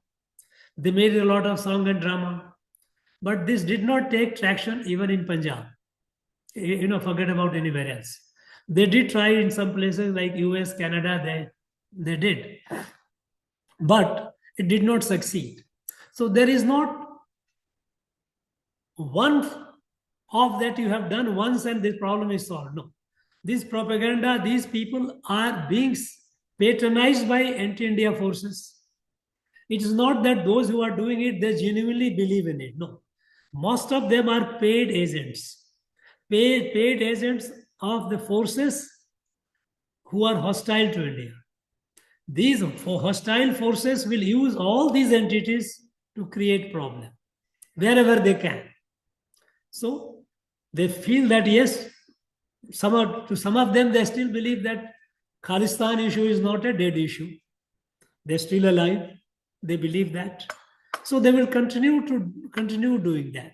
They will continue not only propaganda, but they have also been trying to infiltrate some explosives, some pistols, some grenades for attacks. We know that. Using drones also.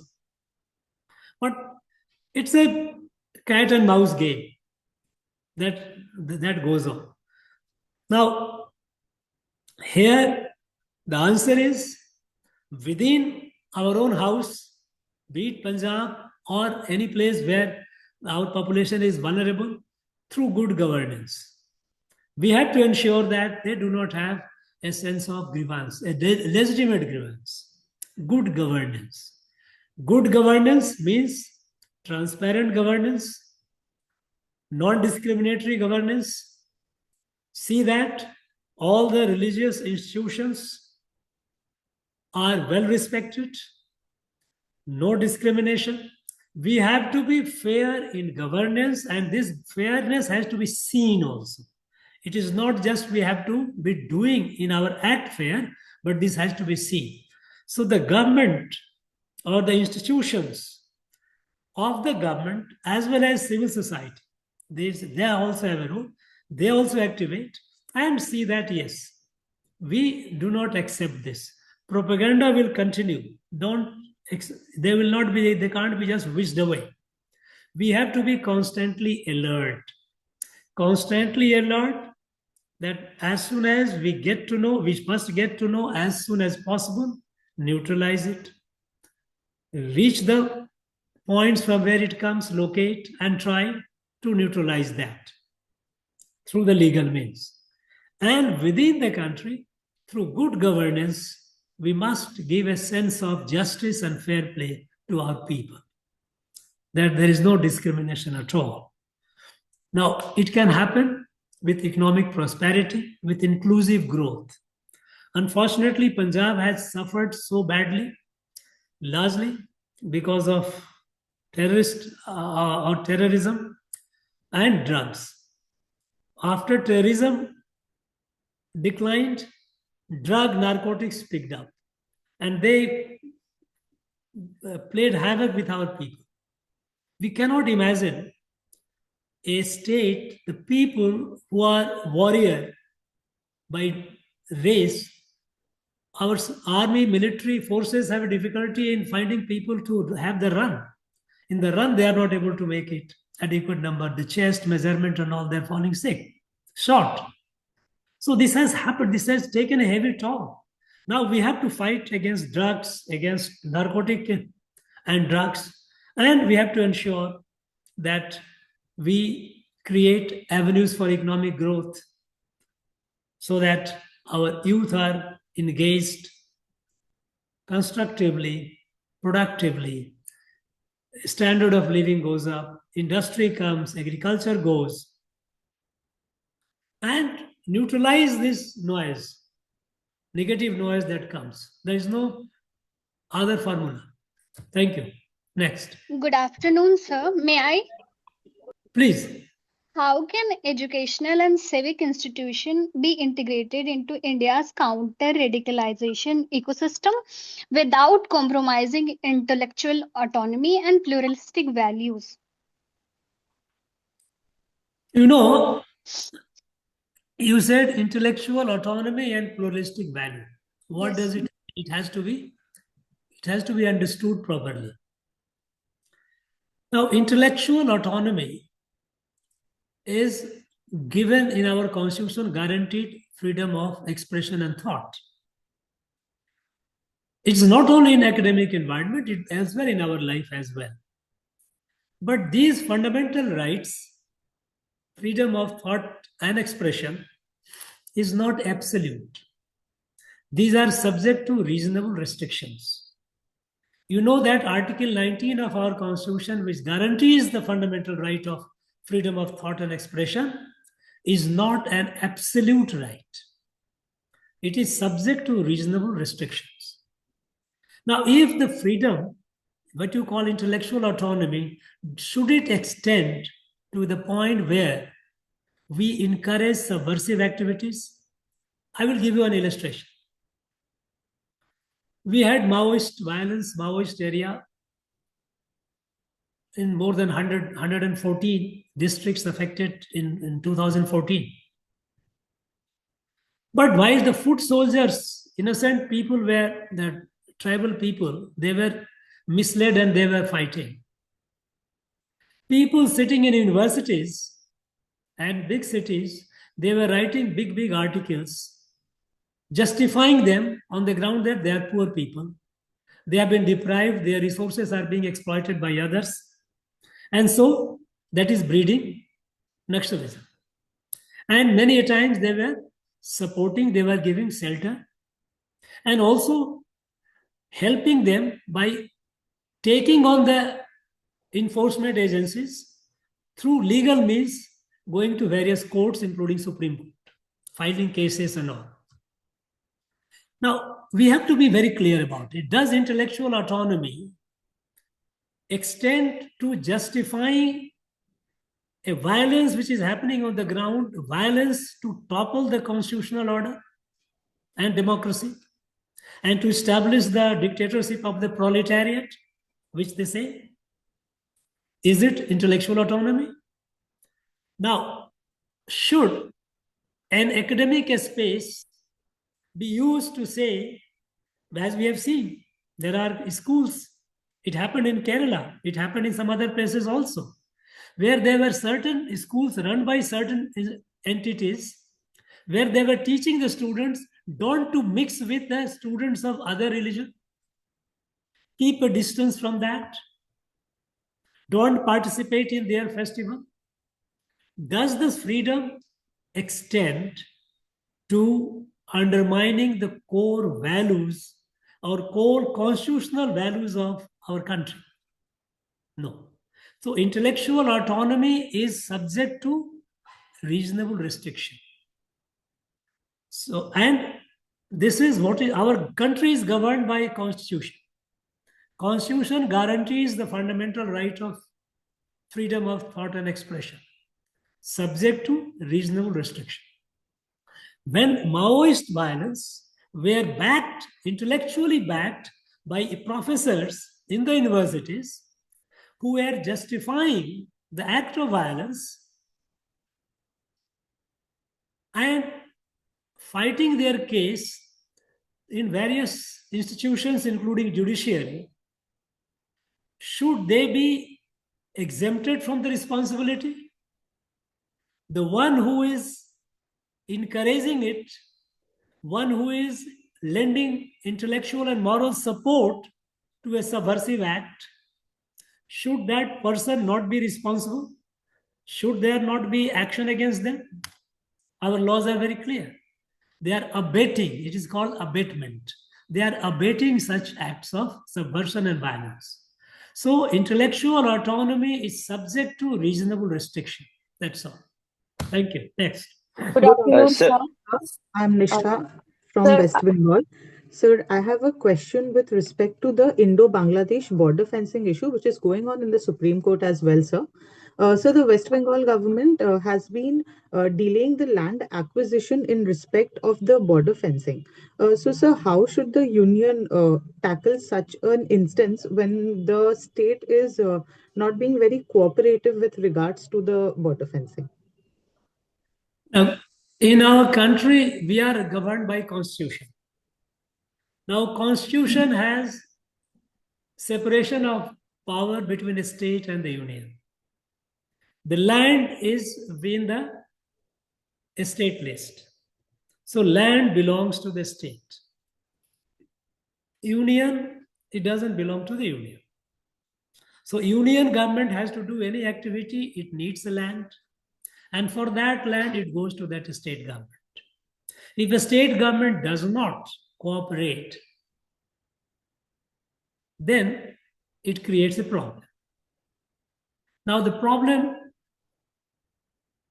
is serious as far as West Bengal is concerned, because West Bengal, unfortunately, political dispensation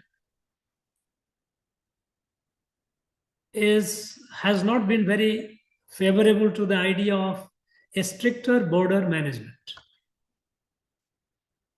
And again, the reason is very obvious, well known to all, because of the demography. Demography, which has been hugely distorted by the illegal infiltration. They have a large number of them. And they have got into our system. They have become vote bank and all. And that is what is happening. Now, we cannot unilaterally, Union government cannot send its military and capture the land. So what do? We go to the state government. The state government does not give a land. We request them. We try to persuade them, convince them. And we hope that someday the state government, a good sense, will prevail and they will see the threat. Because there is no alternative. A government has to be, ours is a country governed by the Constitution. Yes, matter can go to Supreme Court. Now, Supreme Court can take a call also. Or suppose if you go for a constitutional amendment, that okay, land which is in a state list, bring it to concurrent list. Because there was a time when education was in a state list.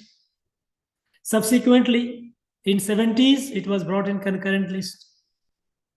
So it can be through constitutional amendment, bring the land to the concurrent list, so that union can also make laws. So we have to proceed only according to the Constitution. We cannot do otherwise. So constitutional means is the only means. So we try to persuade the state government the need justification for taking the land for effective border security. And we hope that the state government will see the sense and they will agree and cooperate. Meanwhile, someone has gone to the court, Supreme Court. Fine, Supreme Court also may sort of look into it. But there is another constitutional means. Suppose if the threat continues and it doesn't, then if the government has the political heft, then you can, parliamentary political heft, then you can also think of constitutional amendment. Now, these are various options, but remember, all the options have to be explored within the constitution of it, nothing outside it. Thank you. Next. Sir, good afternoon. Honorable Governor, sir, I am Utkarsh Singh from Jharkhand. Given your experience in IPS, do you think that India's police forces are technologically equipped to handle hybrid threats? And what reforms are urgently needed? Like BNS and BNSs are enough to handle those hybrid threats? That's my question. Thank you. Look, when you said hybrid, no? Yes, sir. Hybrid threats. Okay. Hybrid is essentially it's a technology enabled. It's the earlier clear distinction between the threats are not so clear today. They are overlapping. Look, as far as your answer should be, if a question like this is asked by the board, your answer should be, sir, threats emanating through the use of modern technology is an ever-evolving threat, because the technology which is today, it gives certain capacity to those who want to create a problem, national security problem. Tomorrow, some advanced technology will come, they will have advanced capacity. So it is an evolving scenario. In this evolving scenario, our law enforcement also has to be technologically evolving itself. And today, you can say with confidence that today our police force is much better technologically equipped than before. Yes, there are still areas which it has to cover. We cannot say that they have reached the saturation. First of all, this is the evolving. Because technology itself is evolving. When the technology itself is evolving, naturally the threat also, technology is a carrier. through technology, your threat manifests or is carried through. So new technology coming, threats will find more and more sophisticated way of of moving itself or manifesting itself. So the enforcement agencies, including police, they also have to be technologically evolving, and they are. Today we have, for example, if you can also illustrate. You can say we have net grid. We have all the police stations in our country. They are linked so that if a crime happens in a particular police station in any police station in our country, the whole country gets to, all the police stations get to know of it. Suppose if a motor vehicle theft has been committed, information is put up on the net grid, that police station, it is available. It wasn't there some years before. So this is the mark of technological upgradation. Then we have various cyber crime related initiative we have taken, where there is an integration. The cyber crime having committed in one particular police station area is not limited to that area, because there is a through centralized registration. Now everyone gets to know, all in the law enforcement, they get to know that such and such cyber crime has been committed. So the quick dissemination of information we are leveraging technology. Now, in the new criminal laws that we have made, BNS, BSS, BNSS, all these, they put more thrust on technology upgradation. In fact, now the new laws which have come, they mandate upgradation of our forensic capability. It has to be, our investigations have to be backed by the forensic investigation, forensic test. It is no longer option. Earlier, it was an option whether a police station, whether somebody goes through forensic or not. Now we have no option. You have, in certain types of crimes, heinous crimes, serious crimes, forensic investigation is a must. So integrating forensic with investigation, integrating the investigate crime criminal network through at the national level, integrating the cyber crimes with a centralized control system, we get to know all. So all these are technology upgradation. Our enforcement agencies, including police, because enforcement agency, when you say you have police, state police, you have a central agencies and all, they are better prepared, and the work is in progress. And new laws have made it mandatory for technology integration in policing, including investigation. Thank you. So good afternoon. Great, sir. Sir, my question is with respect to the rising drug consumption in the country. So despite having a dedicated campaign of Nasha Mukt Bharat Abhiyan, and we are having more sophisticated border infrastructure than ever, we are also having better surveillance at ports. So why still we are not able to curb the supply chain, which is responsible for the drug menace in the country? Look, you mentioned it rightly that in a drug issue, there are two aspects. One is demand and other is supply. We are curbing the demand by creating greater awareness, campaign, and through enforcement, a catch wherever you get it. But supply side, the problem is that most of the supplies happens from abroad. Now, we know that most of the opium and opium derivatives, they originate from Afghanistan. Now, do you go and fight a war there? How do you curb the supply there? So you curb the supply by curbing or better management of the channels through which supply will enter your country.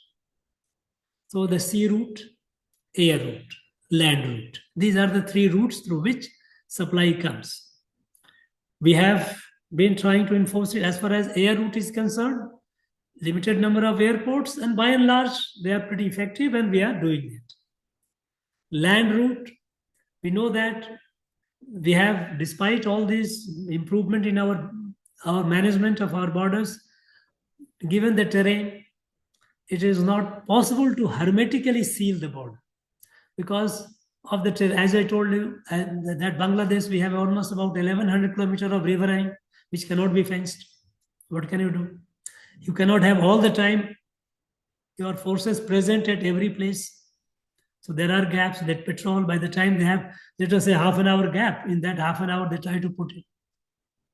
They also try and dropping it through drone and all, which we are again trying to neutralize. Because if the drone comes from Pakistan side or other side, now you can go and fight a war, but you can't keep fighting a war forever. War is where you need that here, because if it comes to that level, we will upgrade it. There's no doubt. But it is happening one off. Sea route, we have a large, such a vast coastline. Our Coast Guard, Navy has been seizing time and again large number of narcotics. But problem with supply side is that the route of supply being in foreign country, we have operational limitation. You cannot go and try to destroy there. So that complicates the whole thing. It's not easy. No country can do it.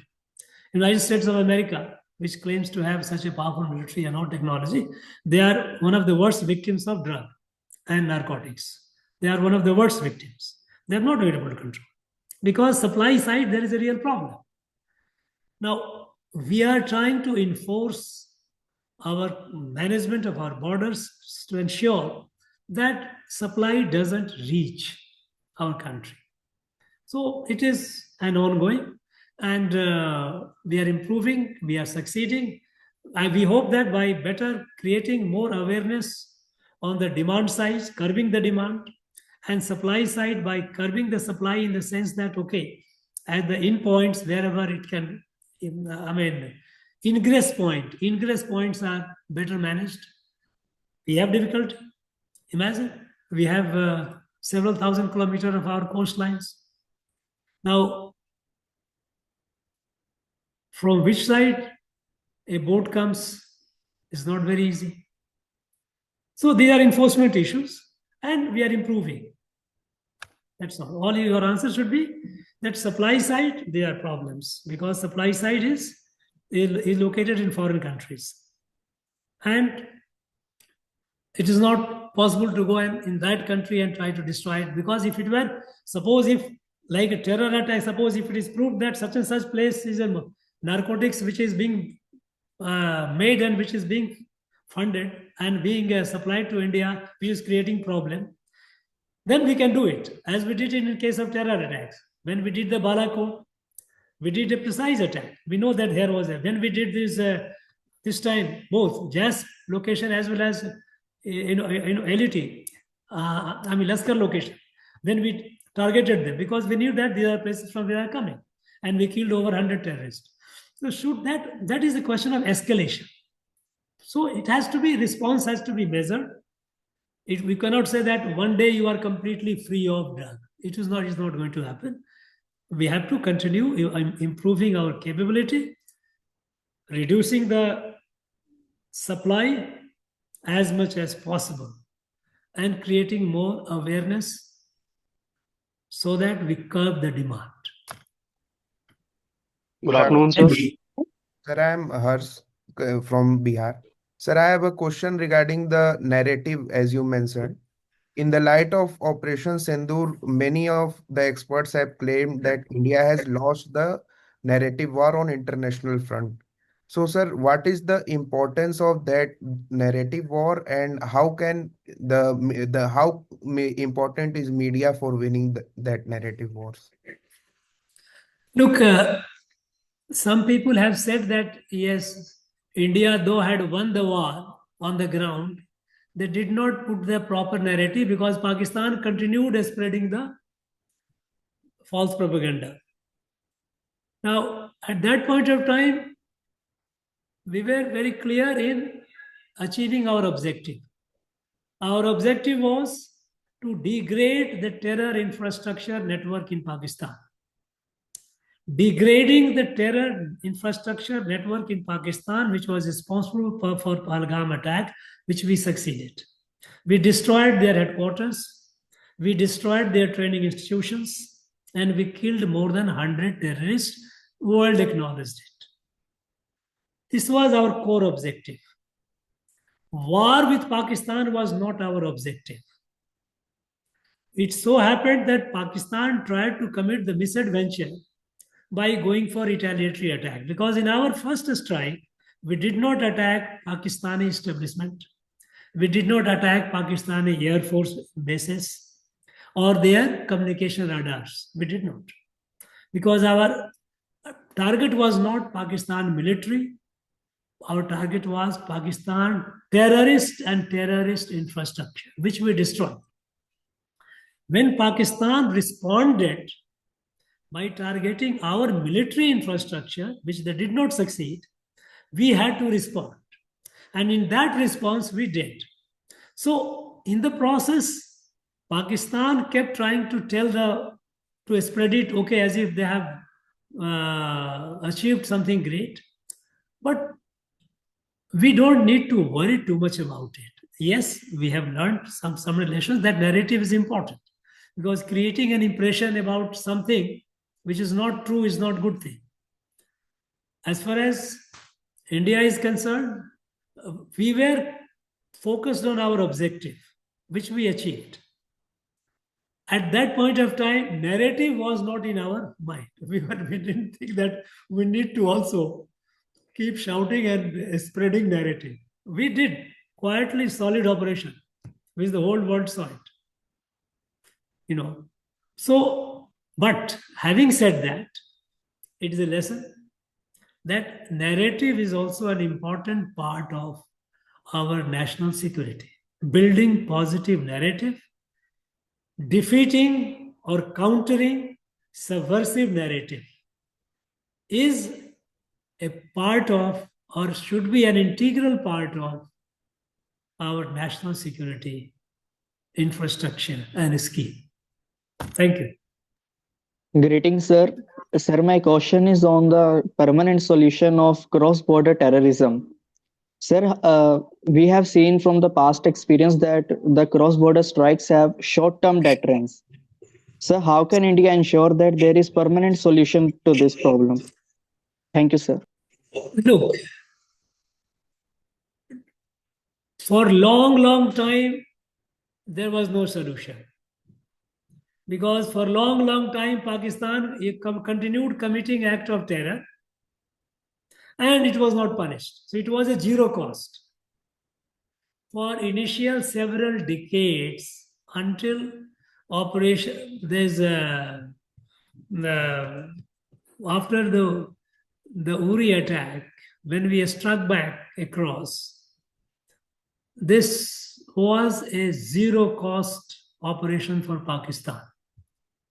So we started exacting cost, and cost commensurate with the attack, terror attack. We have been upgrading, and now we have cleared our doctrine, counterterrorism doctrine, that an act of terror is an act of war, and it will be treated as such. Something called permanent solution. I mean, so long you have a neighbor who is hell-bent on destroying itself.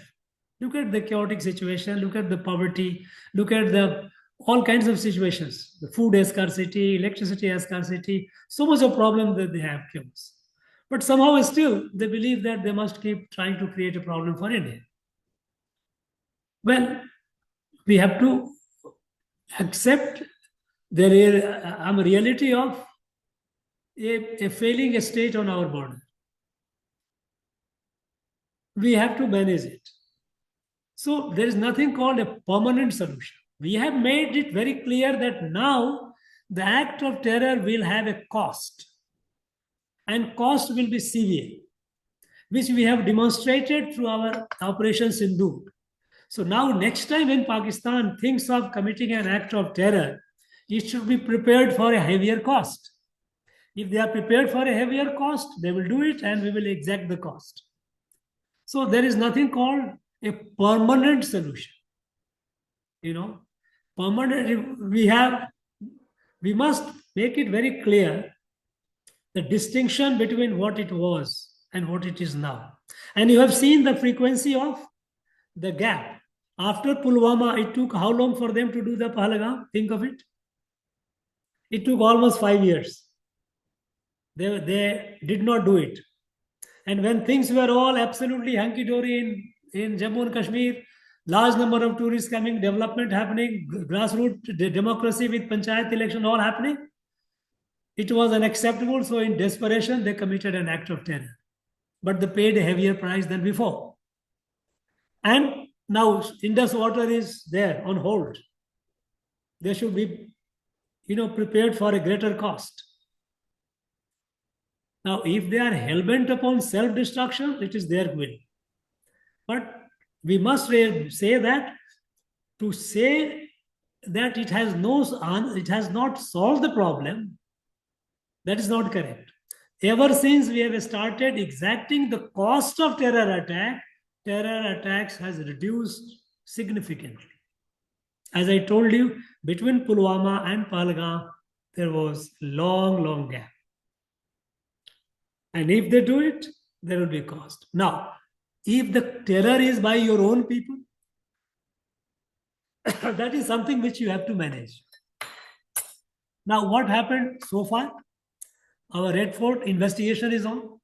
If we come to know, if this investigation proves that there is a foreign link, then we will take exact cost from that foreign entity. But if it is our own people, from where we are doing, they have done it, then of course the law of the land and all those things we have to carry. We have to do it. And we have to see how to prevent, how to sharpen our intelligence, how to neutralize these threats before they manifest. Thank you. Good afternoon, sir. Good afternoon, sir. My name is Shubham Agarwal from Madhya Pradesh. Sir, my question is on the future of Manipur insurgency. And sir, there were recent reports that there can be a collaboration between the Kuki and Naga insurgents under the foreign influence. Sir, is there a threat to the Northeast stability? First of all, Subham, I like to correct you. There is no insurgency in Manipur. Okay, Manipur, sir. what has happened is a fight between two communities. It is a riot, ethnic riot. It is Yes, not sir. insurgency. So there is no insurgency in Manipur. So if anyone says, if the question is asked, the Manipur, there is an insurgency, suppose if the interview board person says, what is your answer to Manipur insurgency? What is solution? Okay. Your answer should be, sir, I am afraid there is no, I think there is, as far as I know, there is no insurgency in Manipur. What has happened in Manipur is an ethnic clash, which is ethnic riot between two ethnic communities. That area is prone to ethnic violence. In the past, in the 1990s, there was a massive violence between Nagas and Kukis, and thousands of people were killed and several thousand were displaced. This time, it happened between Kukis and Meiteis. So this is ethnic clash. The two communities, between the communities, they have certain, distrust and certain dislike, and the things sometimes flare up. So the issue is how to manage restore the ethnic harmony. There is no insurgency in Manipur. Okay. And this having an impact on the Northeast, you say it is unlikely. Your response should be unlikely, because since it is not an insurgency, because when there is a coalition of insurgent groups. One insurgent, because for all insurgent groups, there is a common target. Target is Indian state. Okay, fight the security forces. So if one insurgent group is fighting our armed forces, other insurgent group will try to collaborate, because my enemies, enemies of my enemy is my friend. That logic. Now, here there is no such thing. Here is a two communities. They are not fighting Indian state. The Kukis and Meiteis have fought. So it is unlikely to have impact on any part of the Northeast. Our challenge is to how to restore the ethnic harmony between the two communities. That is a challenge, and it is a serious challenge, and I think government is trying its best. That should be your answer. Next. Okay, sir. Thank you, Sir, sir. so we used to read that eliminating Naxalism and taking hard action is difficult because local people also support the Naxals. But right now we are seeing that there has been a very strict action against the Naxals. So why? What is the current situation, sir? Has something changed, or there has been a revolt from local people as well? Look, I told you at the beginning that there was 114, Naxalism was in 114 districts of our country. 114 districts affected by Naxalism, Maoist violence, and many of these districts, they were running their own parallel governments. They did not allow any development to happen. They did not allow road construction. They did not allow hospital construction. They did not allow school colleges to come up. They did not allow communication tower to come. No development. So people were misled. They were cut off from the rest of the country. And they were all fed wrong things. Now, with the clarity in the mind of policymakers that no, this is not acceptable, we have to deal with them, we started acting decisively. So today, less than 11 districts are remaining affected by Maoist violence. The rest of the areas have been freed. Now, people more and more, there are people now getting for the first time the taste of development. Roads are being built, hospitals being built, school colleges coming up, communication towers coming up, electricity reaching. They are becoming partner in development and growth.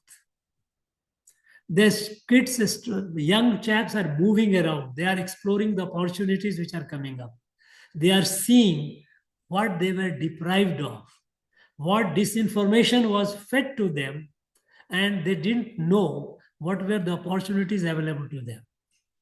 So people are now, and generally they are very happy with getting liberated from the clutch of Maoist and Maoist violence.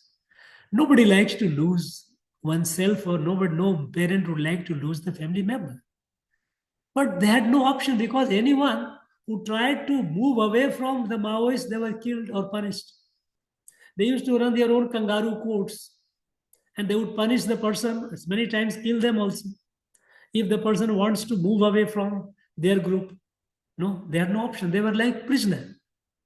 So people are happy now. Liberated people are happy. And that is why you see that message is going large, that now more and more of them are coming over ground, surrendering their weapons they do not want. We have seen some of the very high level leaders of Maoists, they are surrendering weapons. So today, it is not because a revolt in the sense that people have been completely disillusioned. They want to get rid of them. They want to be liberated from the Maoists. And that is why they have lost the ground. Maoists have lost the ground because people are now have seen the reality. And the fact that how much they have been deprived of, how much they have suffered, generations have suffered for lack of development, lack of opportunities, and dying. Whereas the rest of the country, just the neighborhood, is progressing so much. That is the reason why they are now on the dying phase, and people are happily joining the mainstream. Next. Good afternoon, sir. So my name is Aditi. I belong to Rajasthan. So I have a question on the SIR exercise that is going on. Sir, SIR exercise that is going on. Sir, how to ensure that the genuine Indian citizens are not excluded from it, and how to handle those grievances, or how to finalize that they are Indian citizens, they should be enrolled. You should know, do one thing. You should know very clearly that Election Commission of India has made a very clear guideline. There is no confusion about it. Now, This ensures that no genuine Indian citizen, no Indian citizen, but genuine Indian citizen has to be genuine. No Indian citizen eligible voter is left out, and no illegal infiltrator becomes voter, for which they have laid clear guidelines, and those guidelines have been scrutinized even by Supreme Court. People have gone to the Supreme Court, and Supreme Court has also examined and found it valid. So, and the nature of work, they have put it booth level. A booth level, you should realize that on the ground, at the bottom is the booth. And booth is about 200 families. Now, there is a booth level officer who has to verify these 200 people according to the norms, the documents prescribed by the ACA. Now, it is not a very difficult job. People have tried to create disinformation that, look, this is unfair, being rushed. No, Supreme Court has examined it. Take the case of Bihar.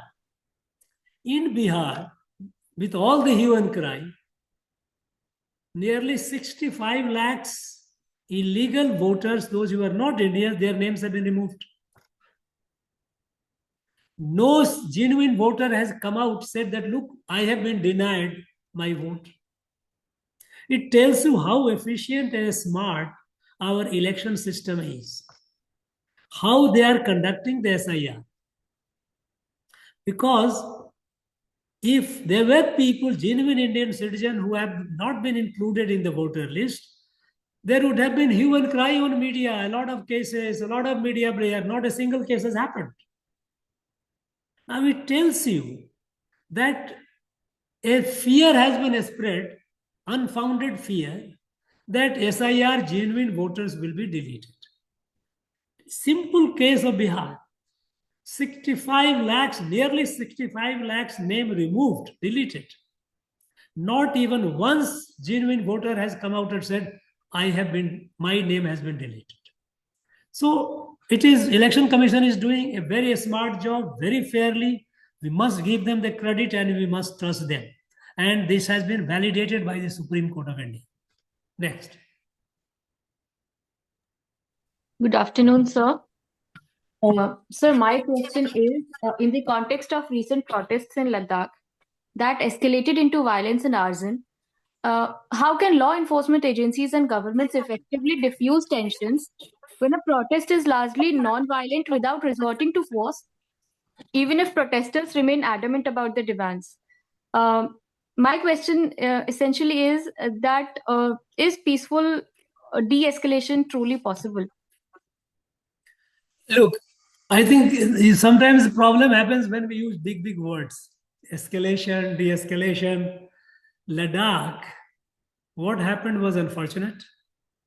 Ladakh is otherwise a very peaceful place. People are very loving, peaceful. Unfortunately, one activist, they kept changing the goalpost. Asking first, Ladakh, there was a demand that there should be separated from, there should be union territory. It was a long-standing demand. Union territory demand has been there for long because they wanted to separation from from Kashmir Valley mainly. They say these Kashmiri people, we have no representation because Ladakh population is not even 1% of Jammu and Kashmir population. So a small population, we don't have a representation. Nobody listens to us. We should be separated. And they had so many other problems. So government, with the reorganization of Jammu and Kashmir, created Union Territory of Ladakh. Before that, there was a Hill Council given. That was another issue. It was done. Some autonomy was done. But their main demand was, no, we should have Union Territory. Hill Council is not enough because Hill Council also remains subservient to the state government. They are not truly autonomous in the genuine sense. So they were aspiring for Union Territory. So Union Territory is given. They got Union Territory in 2019. Subsequently, some people have started raising the demand that no, Union Territory must have a legislature, he must have all those things. Fine, perfect. There's nothing wrong in aspiration. But for fulfilling the aspiration, there are constitutional means through which you raise it. Now, what happened in Ladakh is that people who were agitating and going on fast, they started instigating people calling Nepal Genji, Nepal-like situation, provocating the youth. That look, and now it is a subject to investigation whether there was any external link or not. You have, and you as a candidate, you cannot say because you are not privy to it. Even if I might be privy, but you are not privy, so don't. It is not a public knowledge. To what extent there was? So your answer should be that it was unfortunate. Ladakh is a peaceful place. Their demand was Union Territory, and their demand was fulfilled by creating the Union Territory, reorganization of Jammu and Kashmir in 2019. However, aspiration went up, legitimate, nothing wrong in that. They wanted legislature and more power to the people. But for that, the way it was done, this was not entirely constitutional way. Making a demand, sitting on hunger strike is not unconstitutional. This is okay, perfect. But sitting there, instigating people, saying that just something had happened in Nepal, we have seen what happened, the worst crime of crime have been committed. All crimes. Former Prime Minister wife was stripped naked and burnt alive. So much crime happened. So provocating the youth, that created a situation which went out of control. Now, whether it should have been prevented, now these are matter of analysis. And you as a candidate should not say that I cannot go in. Your answer should be that I am sure administration must have taken the best possible measure. That should be your response. You should not be an activist before the interview board. Your answer should be, I'm sure the administration must have taken all possible actions, but unfortunately it went out of control and police had to use force and some innocent lives were lost. That is unfortunate. So now the happy news is that again, Ladakh, people of Ladakh, their representative and the government of India, Home Ministry, they are talking to each other. The conversation is going on and they are trying to see that they reach how to meet their legitimate aspiration. Government of India is also serious about it. Unfortunately, this incident could not be averted because the means adopted was not entirely constitutional. That's all. Thank you. Next. Okay, sir. Good afternoon, sir. My name is Yash from Madhya Pradesh. First of all, sir, we are all very grateful for you to have shared your precious time and wisdom with us. Secondly, sir, the question is, as you rightly pointed out, that when we started extracting price of unprovoked proxy war with Pakistan, the terror instances severely decreased. So, should we harness a even harder stance against China, who is adopting salami slicing strategy against us?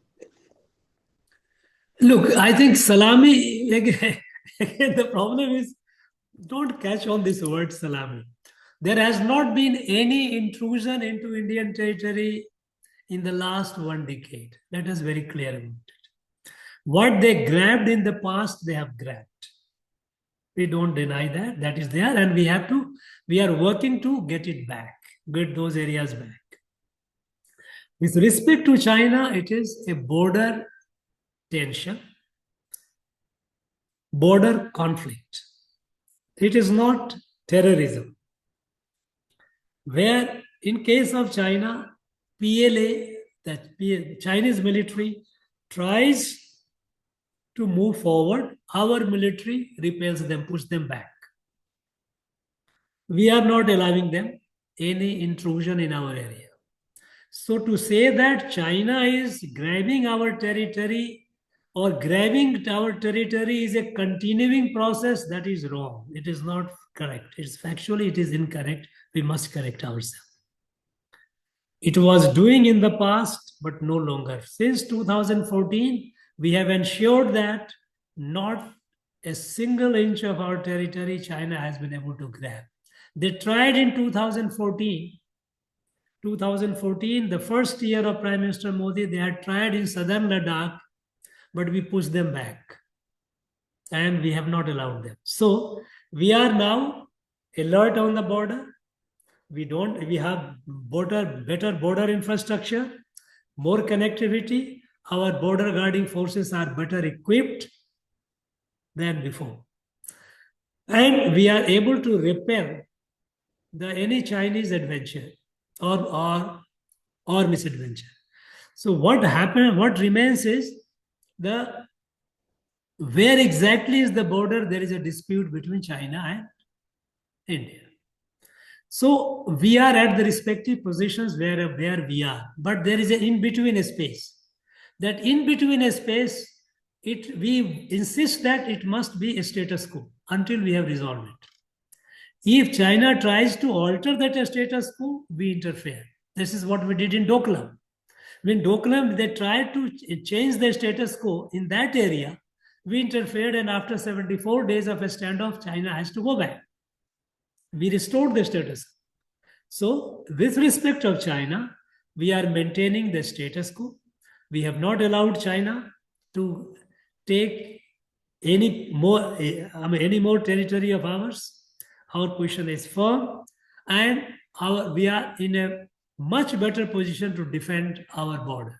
What we perceive as a border today, where we are. But the rest is a matter of political negotiation between India and China. Hope at some point of time the two countries will be able to resolve. That should be your response. Thank you, sir. That was very enlightening and cleared a lot of doubts. Thank you. Any more question? Good afternoon, sir. I am Siddhant Besra from Odisha. Sir, it's an honor to talk to you. Sir, my question is regarding the Naxalism issue again. Lately, Honorable Home Minister said that Naxalism will disappear by March next year, and it surely reflects the confidence on security establishment as well. But what if, sir, a question is asked from the front that things are still not very good in Jharkhand, parts of Odisha and Chhattisgarh, because of socio-economic grievances that persist, and as you had talked earlier about the intellectual autonomy, they can obviously abuse this grievances and rekindle the fire of LWE. So what can further be done to ameliorate the conditions of people? No, Siddhant, it is not what can be done, what is being done. That is important. It is not that we have to, because what we are doing is, we are tackling the armed Maoists, that no, you are not acceptable, you surrender. If you don't surrender, we will fight you, we will get you. At the same time, there is a full throttle thrust on development. We are trying. For a long time, this area has been deprived of development. Very long time. So there is a huge development deficit in this area. Marked deficit. You see the position in those and see outside, there is a marked deficit. So we have a huge responsibility, huge task to catch up fast. And that is why there is a all-out effort to speed up our development initiative. Building roads, building hospitals, schools, colleges, skill centers, communication system, exposing the youth to outside to see these are the opportunities that you have. We have today in our country, our youth have opportunities, all categories of youth. It is not necessary that the youth has to be highly skilled only. They have opportunity. Yes, they have better opportunity. But today, our country, even unskilled youth have opportunity. Take the case of Mudra loan, which is easily available to a person who is included in the financial inclusion bank account. Collateral free, you get money and you start something. Some small business, a small shop, if nothing else, buy some cows and goats, start selling milk, start producing. You don't have to be engineer or you have to be a diploma holder in a technology. The question that we have today is that many of our youth in those areas are not even aware of what are the opportunities. Creating that awareness. While we have a development thrust, we also have to have awareness thrust. That look, these are opportunities that you have. You must availing themselves. So it is a huge responsibility. If we fail to do that, grievances will again emerge. But I think given the nature of trust and commitment of Prime Minister and the government, and fortunately the state governments are also on board, they are also cooperating.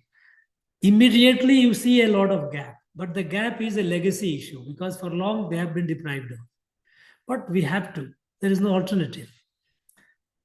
Things are looking bright. I will not say that they are not. I will certainly say that they are not bright as they should be. A lot of deficits are there.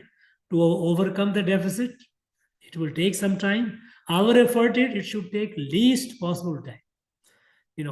So as far as Naxalism is concerned, because they are ideologically averse to a constitutional democracy, it is not. First of all, we must be clear in our mind that it has nothing to do with development. They have exploited the development narrative. They are ideologically opposed to constitutional parliamentary democracy. That point has to be clear in our mind. Many of our people are confused that they are our people.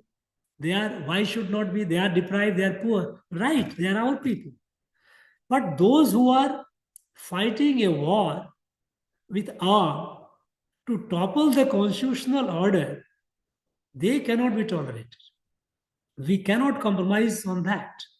So when we say that Maoism or Naxalism will be over in the next few months, it is based on this fact that we have succeeded in liberating a large part of this country from their grip, and there is a full throttle development initiative going on.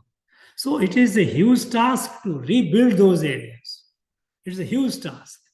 And it may not be going on evenly in every area. But we have no alternative. We have to build those areas. Thank you. Thank you. I had one more doubt. So, I can understand that neighboring countries like Pakistan or China may indulge in anti-India activities. But is this also a Western policy? Are some Western governments also involved in such actions? For instance, we see in terms of Khalistan issue that they do not take any sufficient action against those. So are there any genuine concerns with respect to Western states? And why do they do so if they indulge in anti-India activities? Look, we must be clear in our mind that we have to protect our interest. We cannot depend on anyone. We have to protect. Now, as far as Khalistan issue is concerned, we know that what happened in Canada. Canada, there has been a lot of Khalistani activities going on. And why it happened during the regime of previous Prime Minister Trudeau? Because he was in coalition because we have our Punjabi speaking diaspora in Canada, and they are politically they are a weight, and so they have their representative in their parliament. Now, to appease them, the government has started playing ball with them, and that created tension between the two countries. So for short-term gain, the then Prime Minister of Canada started playing something which was not in their interest. Forget about our interest. It has hurt Canada more than it has hurt us. So, I mean, they have those countries, there are people, there are forces who are not very happy with the rise of India. They will do that. So we shouldn't be surprised. All that we have to do is we have to have a clarity that our interest we have to protect, and we have to be capable of protecting. The stand that we took against Canada, when the Canada started blaming first, which they retracted. First, they had the audacity to place some very senior people in the government. Subsequently, they had to retract. It is not correct. But we took fun. No, this is not acceptable. So we must be capable of protecting our interest. And today, we are capable. That is why even these countries are falling in line. Come on, next. Good afternoon, Honorable Governor, sir. My name is Anjani Mishra. I'm from Madhya Pradesh. Sir, my question is that we see that women representation in police force is quite less, sir.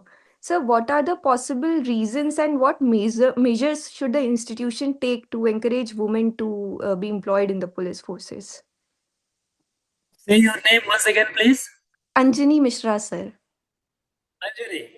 Anjani, women representation is less not only in police, but in every aspect of our public life or public service. Public service and public life. Yes. It is a fact. Yes.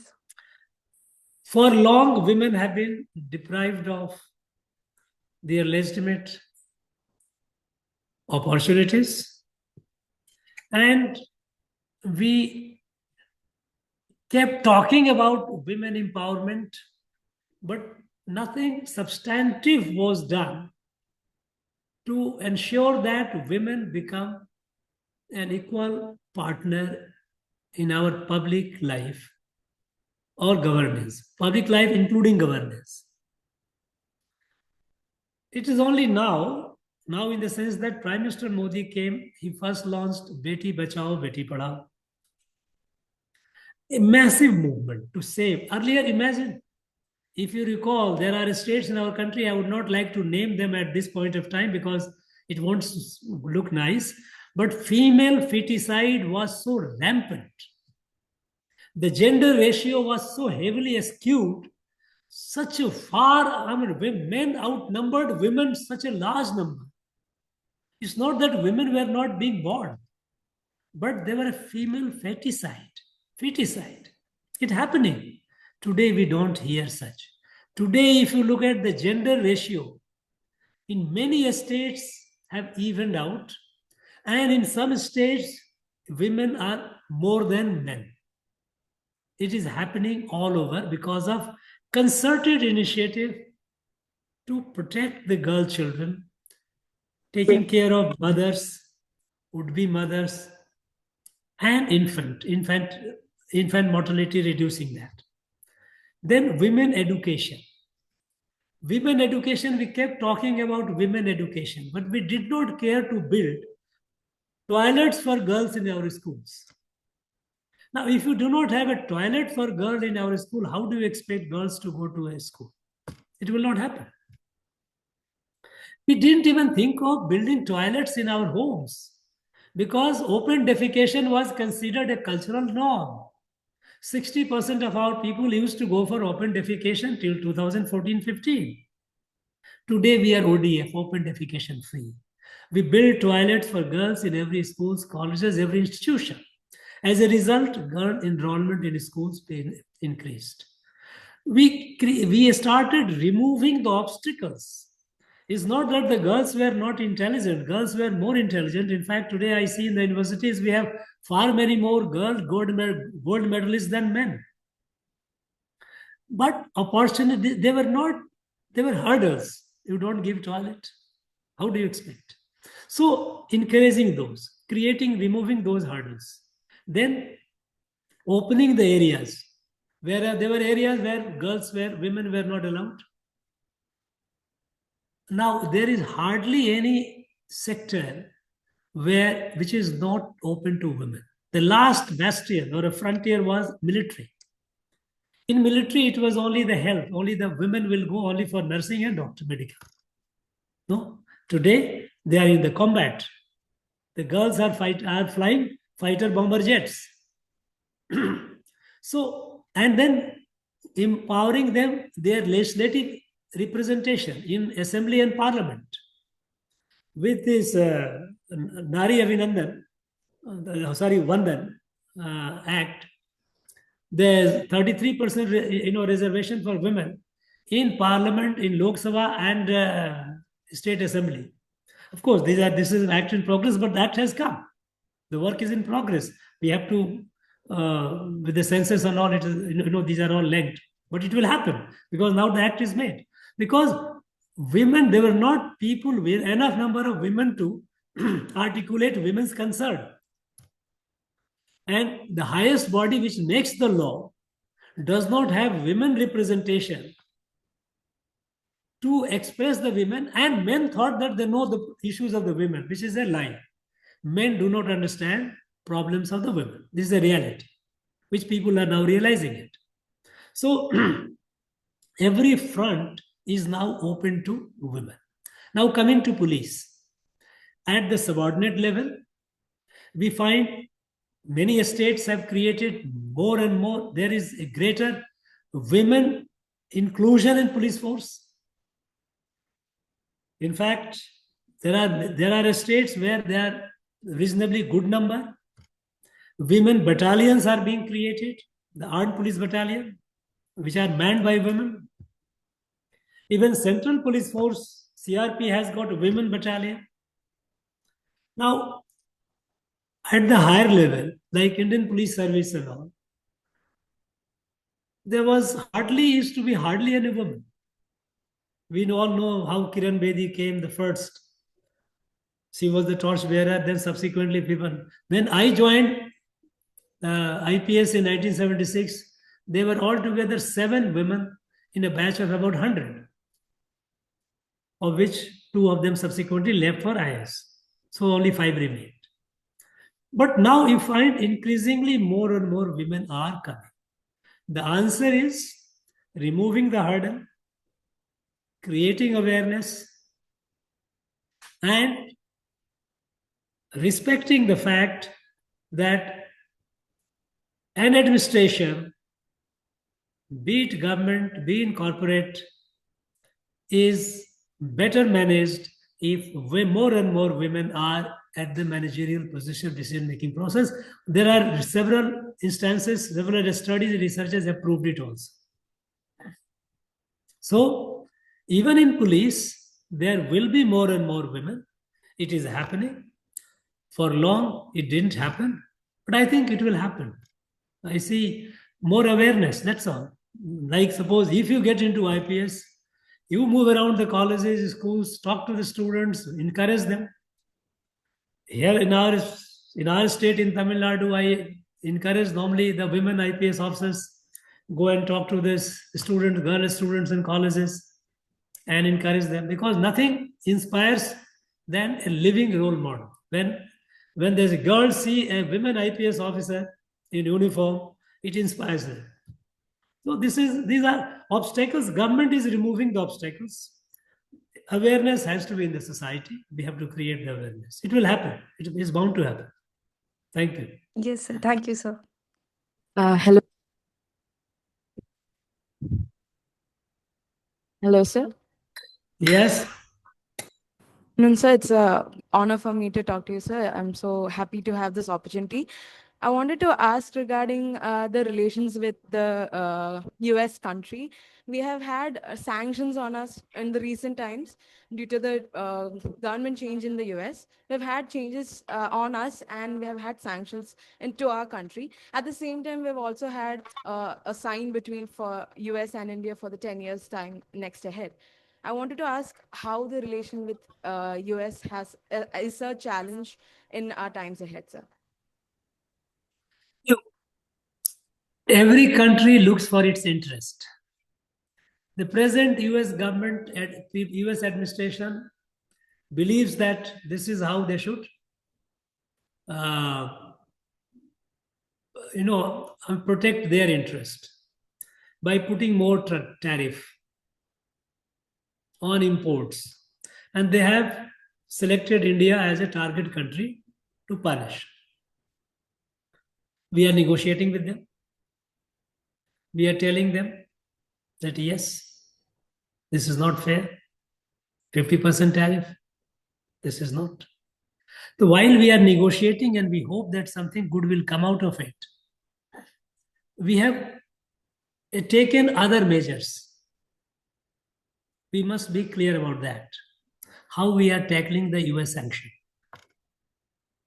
First of all, we must realize that India is a large country. It's a huge market. We are 20% of the world population. 20%. And there is a large middle class. Means consumption capacity of in our country, domestic capacity is huge. Now, if we can target our domestic market, and India's economy, if it is growing as 8.2%, which it is growing, it is not because of export. It is largely because of our domestic consumption. A textile industry which has been so far also exporting to US, let us see. Now US sanction putting more tariff is going to affect. But if demand increases within our country, it will surpass what the US consumption demands makes on the textile manufacturers. So we are giving capacity to our own people, more and more capacity. That is what you see in that form of the tax. You see how GST, GST, income tax, so that a consumer, people have more and more money in the pocket. Targeting our domestic consumption. Our economy is largely internal consumption driven. It is not entirely or heavily, it is significantly dependent on the foreign export. There's no doubt about it. But it is not entirely dependent on foreign export. Like many countries, we have our own internal market, number one. Number two is other countries. So far, we have concentrated on US. There are other markets with which we are negotiating. US accounts for what population of the world? Though they consume more, they take a lot of data and consume. That's a different matter. And that spurs the growth in many parts of the world. But the fact is that the larger part of the population is elsewhere. And there are consumption capacity in those countries. So we are exploring those countries, those markets also. So how we are tackling the US sanction or US tariff? Negotiation with US, one, on our terms. We are not, you have seen that how we have acted. We have not bowed down. Forget about it. They wanted Russia to be shut down. Look what treatment Russian President Putin is getting today in Delhi. It shows our relation. We are very clear about it. We will not bow down. Forget about it. India is not just a pushover. Number one. Number two is, one is negotiating. Second, internal market. We have a huge market. We can sustain our growth with our own internal consumption. And third, exploring markets elsewhere, the rest of the world. We are doing it, and I think we are doing it smart. The kind of apprehension that we had at the beginning when tariff was announced is not there anymore today. You don't see much hue and cry in many sectors because people have developed the confidence that we can manage it. Thank you. Next. Namaste, sir. My name is Himanshu. Thank you for the opportunity. So my question is building upon the India-US equation. While the official communication is that US has imposed secondary sanctions on us as a measure to contain Russia, but as far as the UPSC interview is concerned, how credible are these points that it can be a result of India snubbing President Trump by not giving him credit for intervention during Operation Sindoor, or that America does not want that India becomes another China? That is, they don't want us to become a credible power. So they are now taking actions the way, as in they're not going to allow India to develop the way they allowed China to, in a sense. Are these credible points? If the question is asked, if the question is asked, whether US sanction is linked with US president not being given credit, or US doesn't like India to rise. Your answer should be, you must realize you are facing the board. Your answer should be that, sir, there are some reports in public domain that US President Trump is not happy. But the fact is that the ceasefire between India and Pakistan, India has made it very clear there was no external intervention. Now, India is not a pushover country today. So India has made it clear. If it has peeved President Trump, I do not know, perhaps might have. Your answer should be, you cannot say, no, he is peeved or he is upset. How do you know that he is upset? You can't read the mind of that man. So you say that, I do not know, could be possible, could be, because he took the claim and India made it clear that there was no third-party intervention. Pakistan approached India and India responded. That's all. It was a bilateral. That's it. Number one. So whether President Trump is peeved over that, I cannot say, because this is what the fact is. Another point, whether US doesn't want India to grow like China. To that, your response would be that China grew through their export to US. This is true. But there is a difference between India and China, because China growth has been largely export driven. You must realize the fundamental difference between Indian economy and the Chinese economy. Chinese internal consumption has been very less. It has been all largely export driven. Our economy is largely consumption driven. We have export is a significant component to that.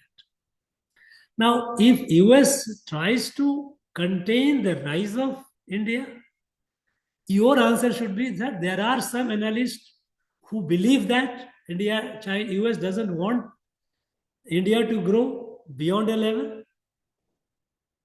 But it is a matter of debate. It is a matter of, there is no conclusive answer to that. Look, for all of you, those who are connected, my advice should be, listen to it carefully. All of you. Interview board, you are facing an interview. It is a test of your personality more than your knowledge. When I say personality and knowledge, your knowledge has been tested in your written examination. Your personality means how do you approach a problem? What kind of person you are? Are you opinionated, that you have fixed mind, that you think this is right and nothing else, rest is also wrong? Or no? Or you are open-minded? The way you approach the problem is more important than your answer. Your answer is important, but your approach to answer is more important. As a civil servant, you will be faced with numerous situations, numerous problems. And how do you solve the problem? You first understand the problem. You get the facts. You weigh the pros and cons, what you need to do, and then you take a decision. So when a question, and you are not fixed mind that, no, this is what I will do in a situation like this.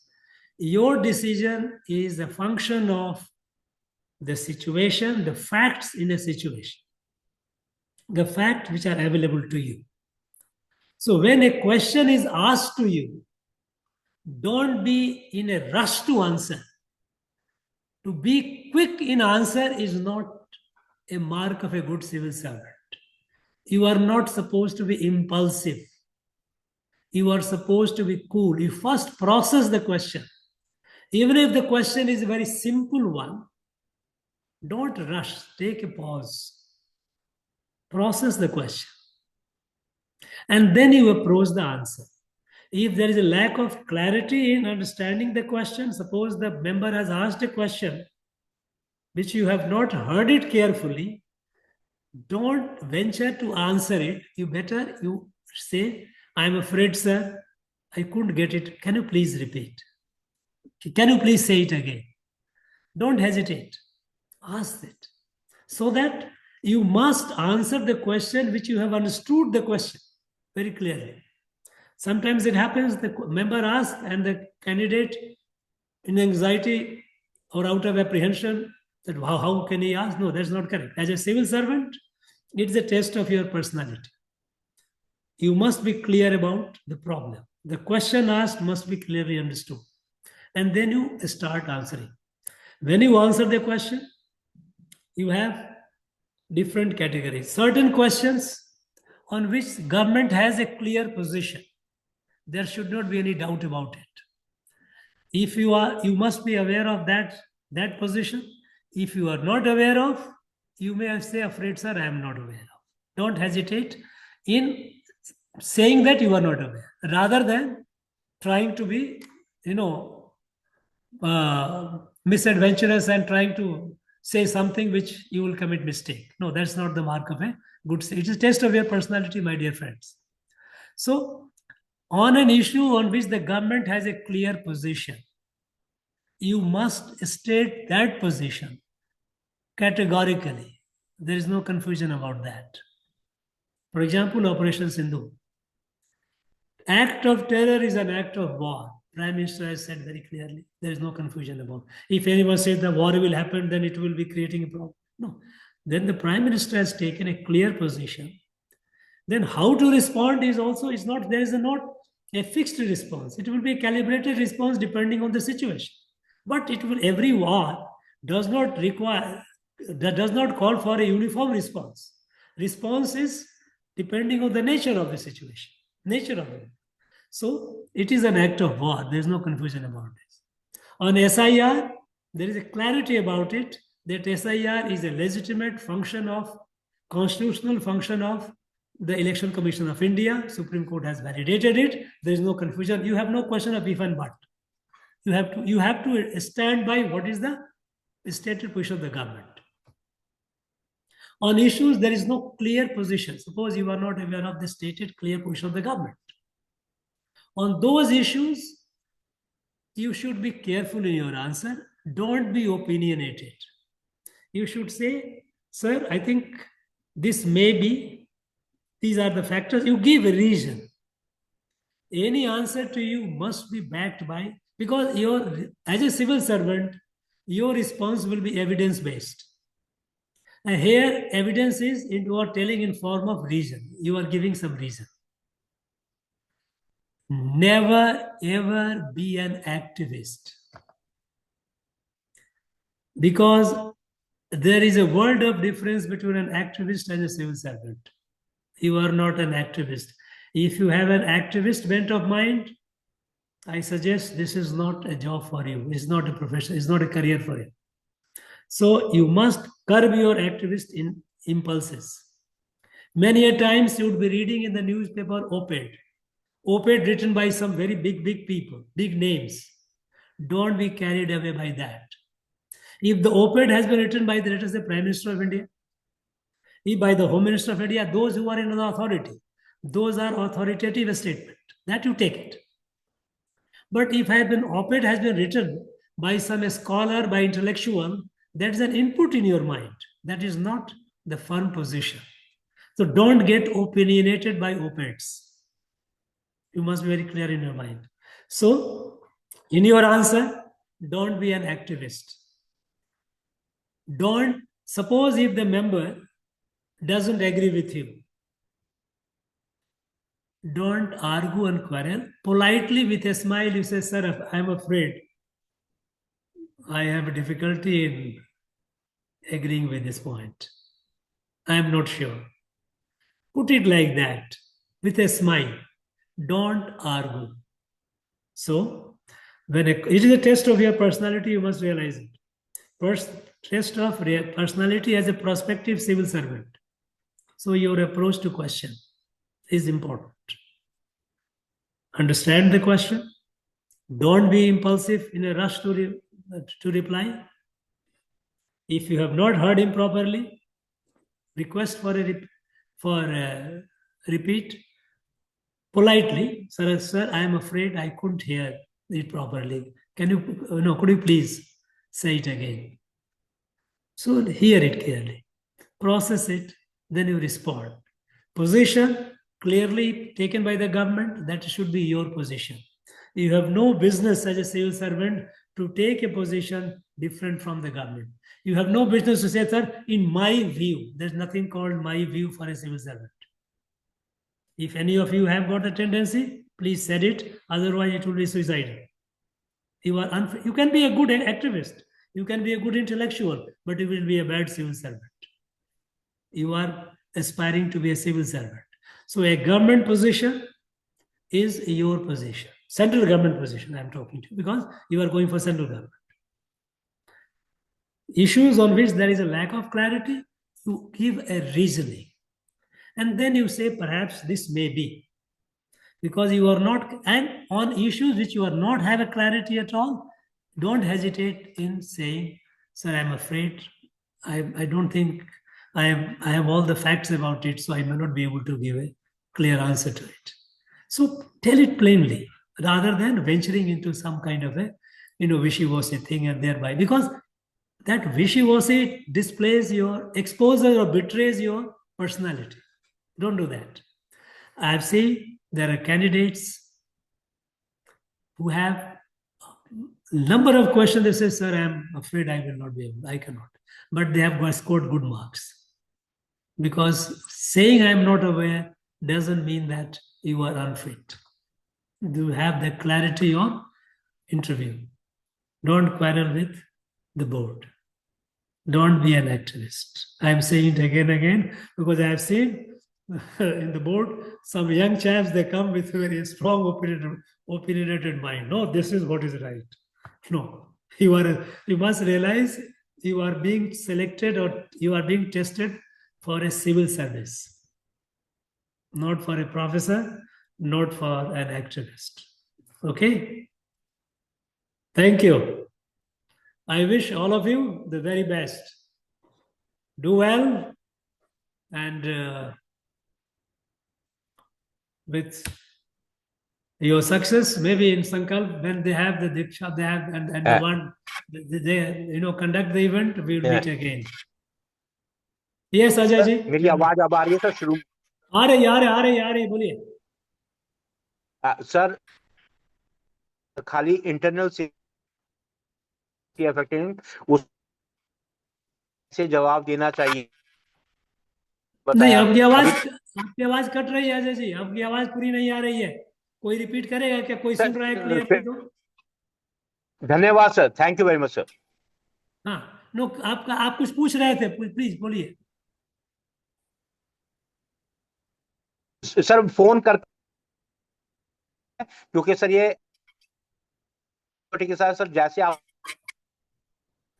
कि कैसे जवाब, उनकी आवाज नहीं आ रही. आपकी आवाज नहीं आ रही है, पूरी कट जा रही है बीच में. सर फोन पे आपसे बात कर लेंगे सर. आप ट्राई कर लो. आपके पास फोन है क्या? फोन में चार्ज नहीं है? बत्तरी. जिस फोन से आप कनेक्ट कर रहे थे हमारे एंड पर, वो पहुंच नहीं पाएगी शायद. वो इतना कम चार्ज करके क्यों रखते हैं फोन है?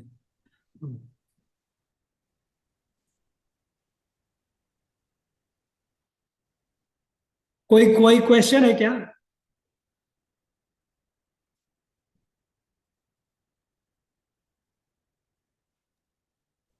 Sir, I want to ask about the police reform in our country.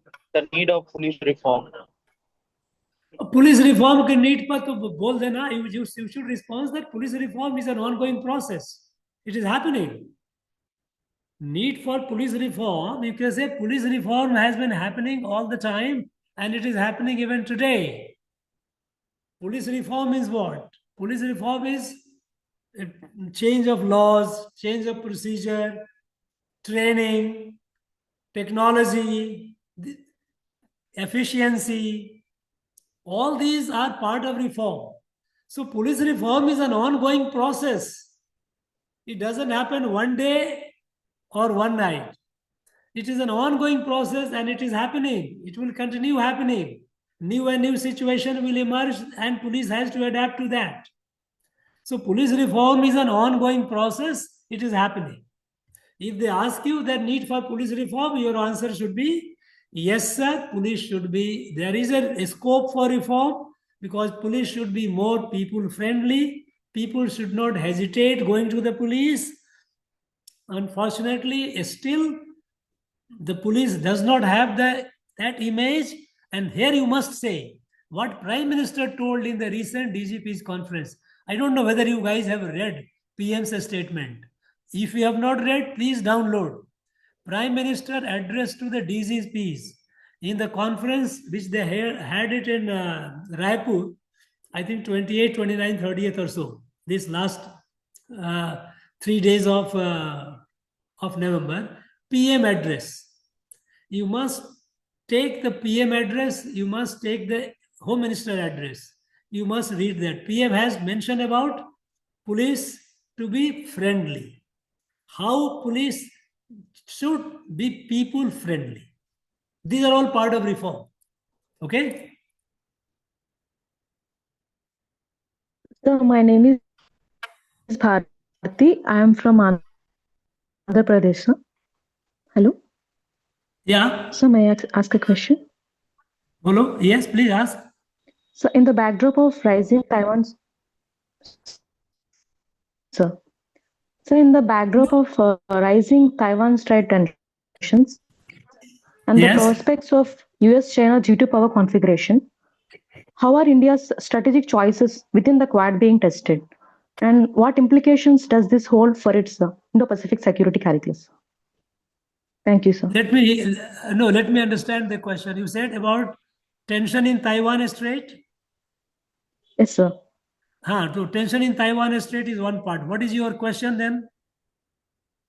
So, and there is prospect of US-China G2 power configuration with Trump and Xi Jinping's recent meeting. And what are the strategic choices within Quad being tested with us? And what should be our strategies to counter that? Look, Taiwan Strait and Quad, it should not be linked or mixed. Because you should realize that Taiwan Strait crisis, it has been, China considers Taiwan as a integral part of China, right? It claims that if need be, it will use force to annex Taiwan. China has made this position public. There is a treaty between Taiwan and US where US has taken guarantee to protect Taiwan's sovereignty. That any attack on Taiwan will be attack on US and they will intervene. Now, relation between US and China improving, suppose Xi Jinping or not, you should not read too much into it. Nobody should read too much into it because relation with China, Trump and Xi Jinping, or Taiwan and China and US is not going to be a very normal relation in foreseeable future.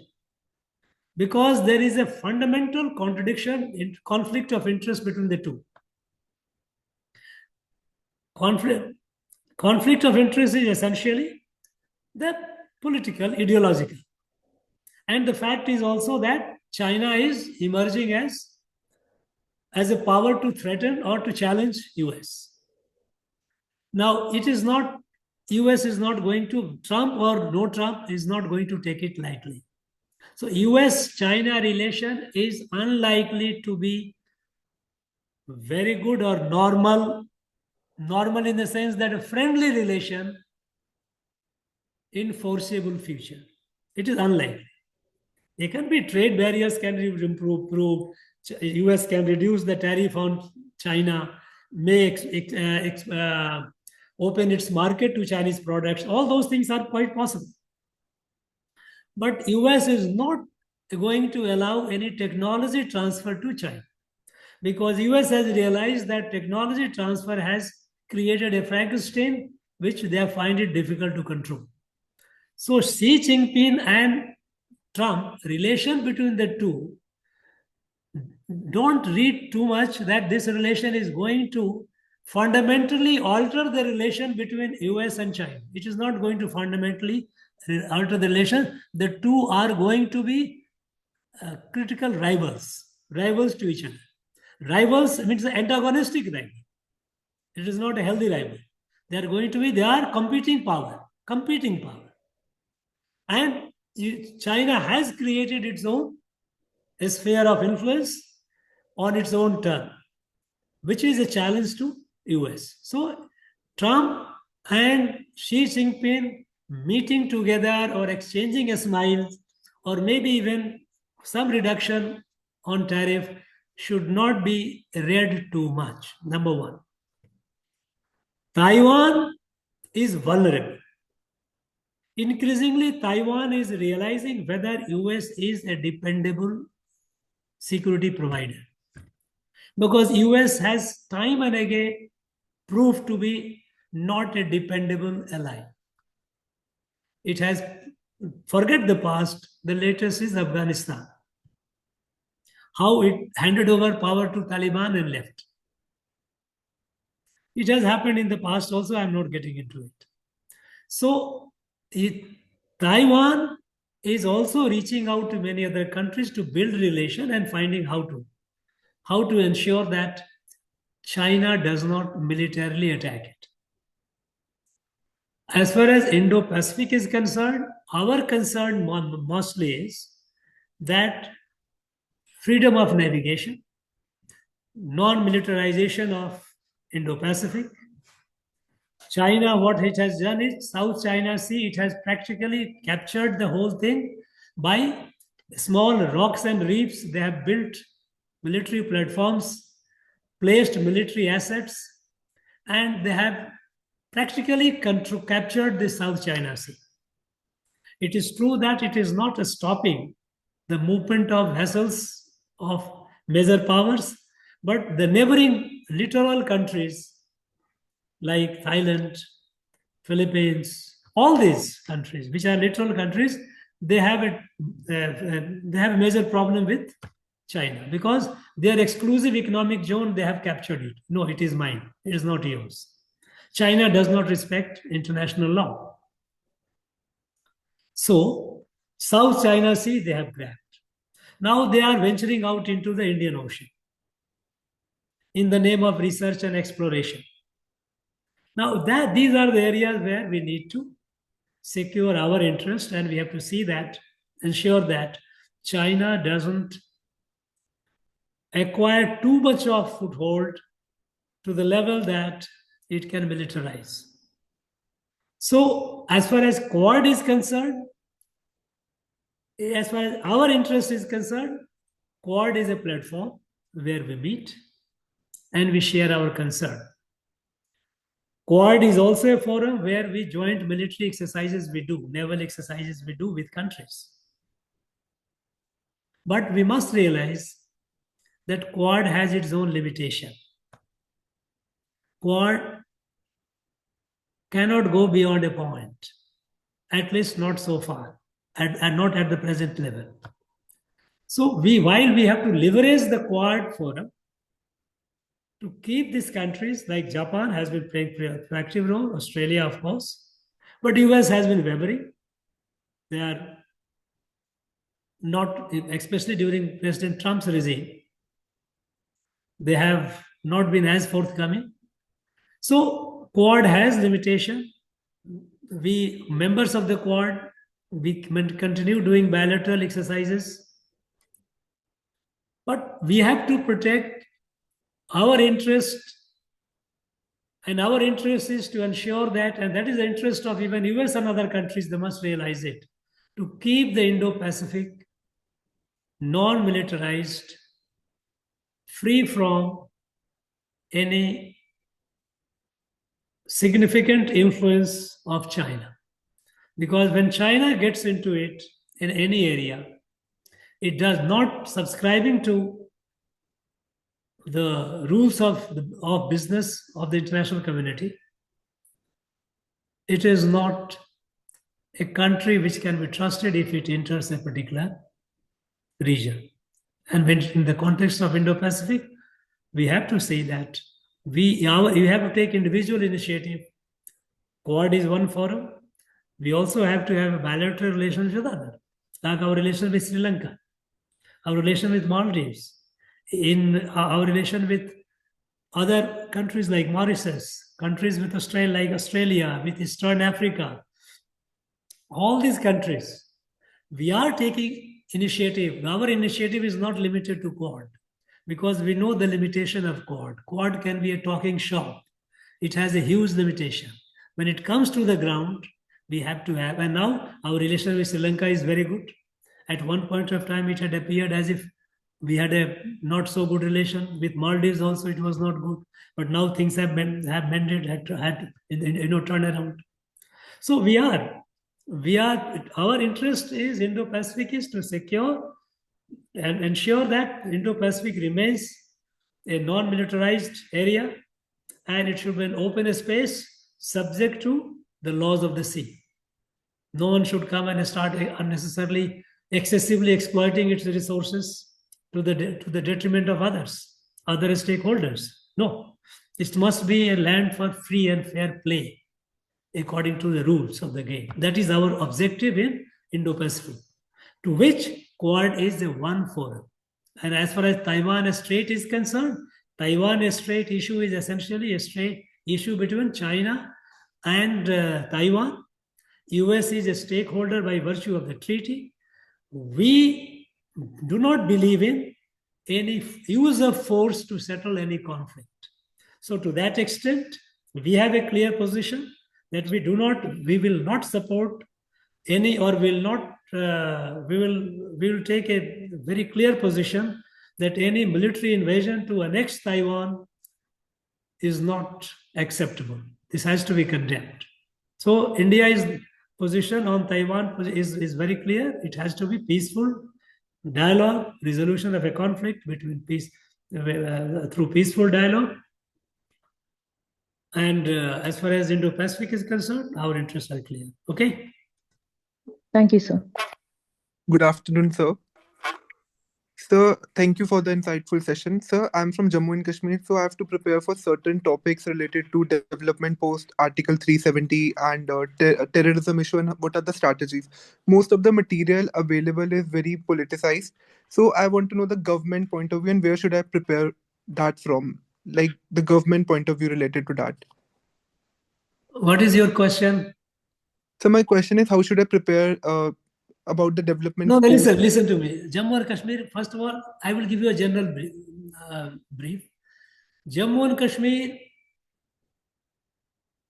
all these years, Jammu and Kashmir had faced all kinds of problems. For last 3 decades, it faced separatist violence. Even before, there was a complaint of absence of democracy. There was a lot of confusion whether Jammu and Kashmir is a part of India or not a part of India, because the issues were that some people were subject to Jammu and Kashmir, and there were people who were citizens of India but not subject to subject of Jammu and Kashmir. There were issues like if a woman of Jammu and Kashmir marrying a non-Kashmiri gets loses her property. So all kinds of confusion were there. There were a large number of people displaced from JK living in Jammu area. They are Indian citizens. They cast vote in Lok Sabha, but they can't cast vote in the state assembly. They don't have a ration card. They don't have any document. They can't get a job. They can't build a house. They can't buy land. All these problems were there. So Jammu and Kashmir was suffering on account of all this confusion, lack of clarity. And all because there was a temporary provision, Article 370. It was written in the Constitution, it was a temporary provision. And it caused so much havoc to the people of Jammu and Kashmir. What government did 2019 is, through Constitution amendment, they removed all those obstacles. Now, Jammu and Kashmir is an integral part of India. There is no confusion. Every citizen, a resident of Jammu and Kashmir is a citizen of India as well as a citizen of Jammu and Kashmir. There is no two categories of citizens. There is one category of citizen. And of course, we have also taken a position, and which we did it, that as far as flag and constitution are concerned, there is no separate constitution for Jammu and Kashmir, which had its validity on account of 370. So that constitution no longer exists. So Jammu and Kashmir is now fully an integral part of India. And because of its regional configuration, and there was so much demand coming for the growth and development of everyone, Ladakh was made a union territory. Jammu and Kashmir was separated, it made a union territory. Union territory with a legislature, with assembly. Whereas Ladakh is union territory without assembly. Now, having done this, now there is whole thrust is on development. Development has been all comprehensive happening. Road infrastructure, tourism infrastructure, grassroots democracy for the first time. We have a grassroots democracy where we have panchayat elections, people have been, and a new set of leadership has been emerging. We have a clear position that terrorists are terrorists. There is no question of any negotiation or sympathy with them. Earlier, there was a confusion because while the forces were fighting, at some level, they were being hosted as guests. No, that is not acceptable. We have made the position very clear. POJK is a part of us, and our stated position is we will get POJK. It has to come, and it will come. So we have this is our stated position of the government. Now, what is your question on it? Suppose if there is any question that comes to your mind, please share with me. Tell me. So my question was that where should I get the access to the government point of view? Via government website or any such recommendation for the materials to refer? No, government, from time to time, you look at the parliament debate. In parliament, Home Minister detailed explanation. It could be available on the Lok Sabha site. If you go to the parliament, you might get it. I think Jammu and Kashmir related parliament debate and Home Ministry position. You go to the Home Ministry site, look for it. You will get some data, may not be at one place, but you will go to Jammu and Kashmir related, you will get it. In terms of violence, in terms of development initiative and all that. Various ministries are there. They are working. They have railway. For example, railway. Now, railway related, what all railway has done it, you go to the railway ministry site. They will give you. All the ministry sites have their data available. And as far as the political position on J&K is concerned, Home Minister statement in Lok Sabha and in Parliament, put it this way, Lok Sabha and Rajya Sabha both, is the official position. That should be your definitive document. Thank you, sir. Thank you. Thank you very much. I think you guys also, I think you also must be exhausted now, feeling hungry. Go and have food, okay? Wish you all the very best. Anyone there from Sankalp side? Thank you, sir. Okay, fine. Thank you very much. All the best. Take care.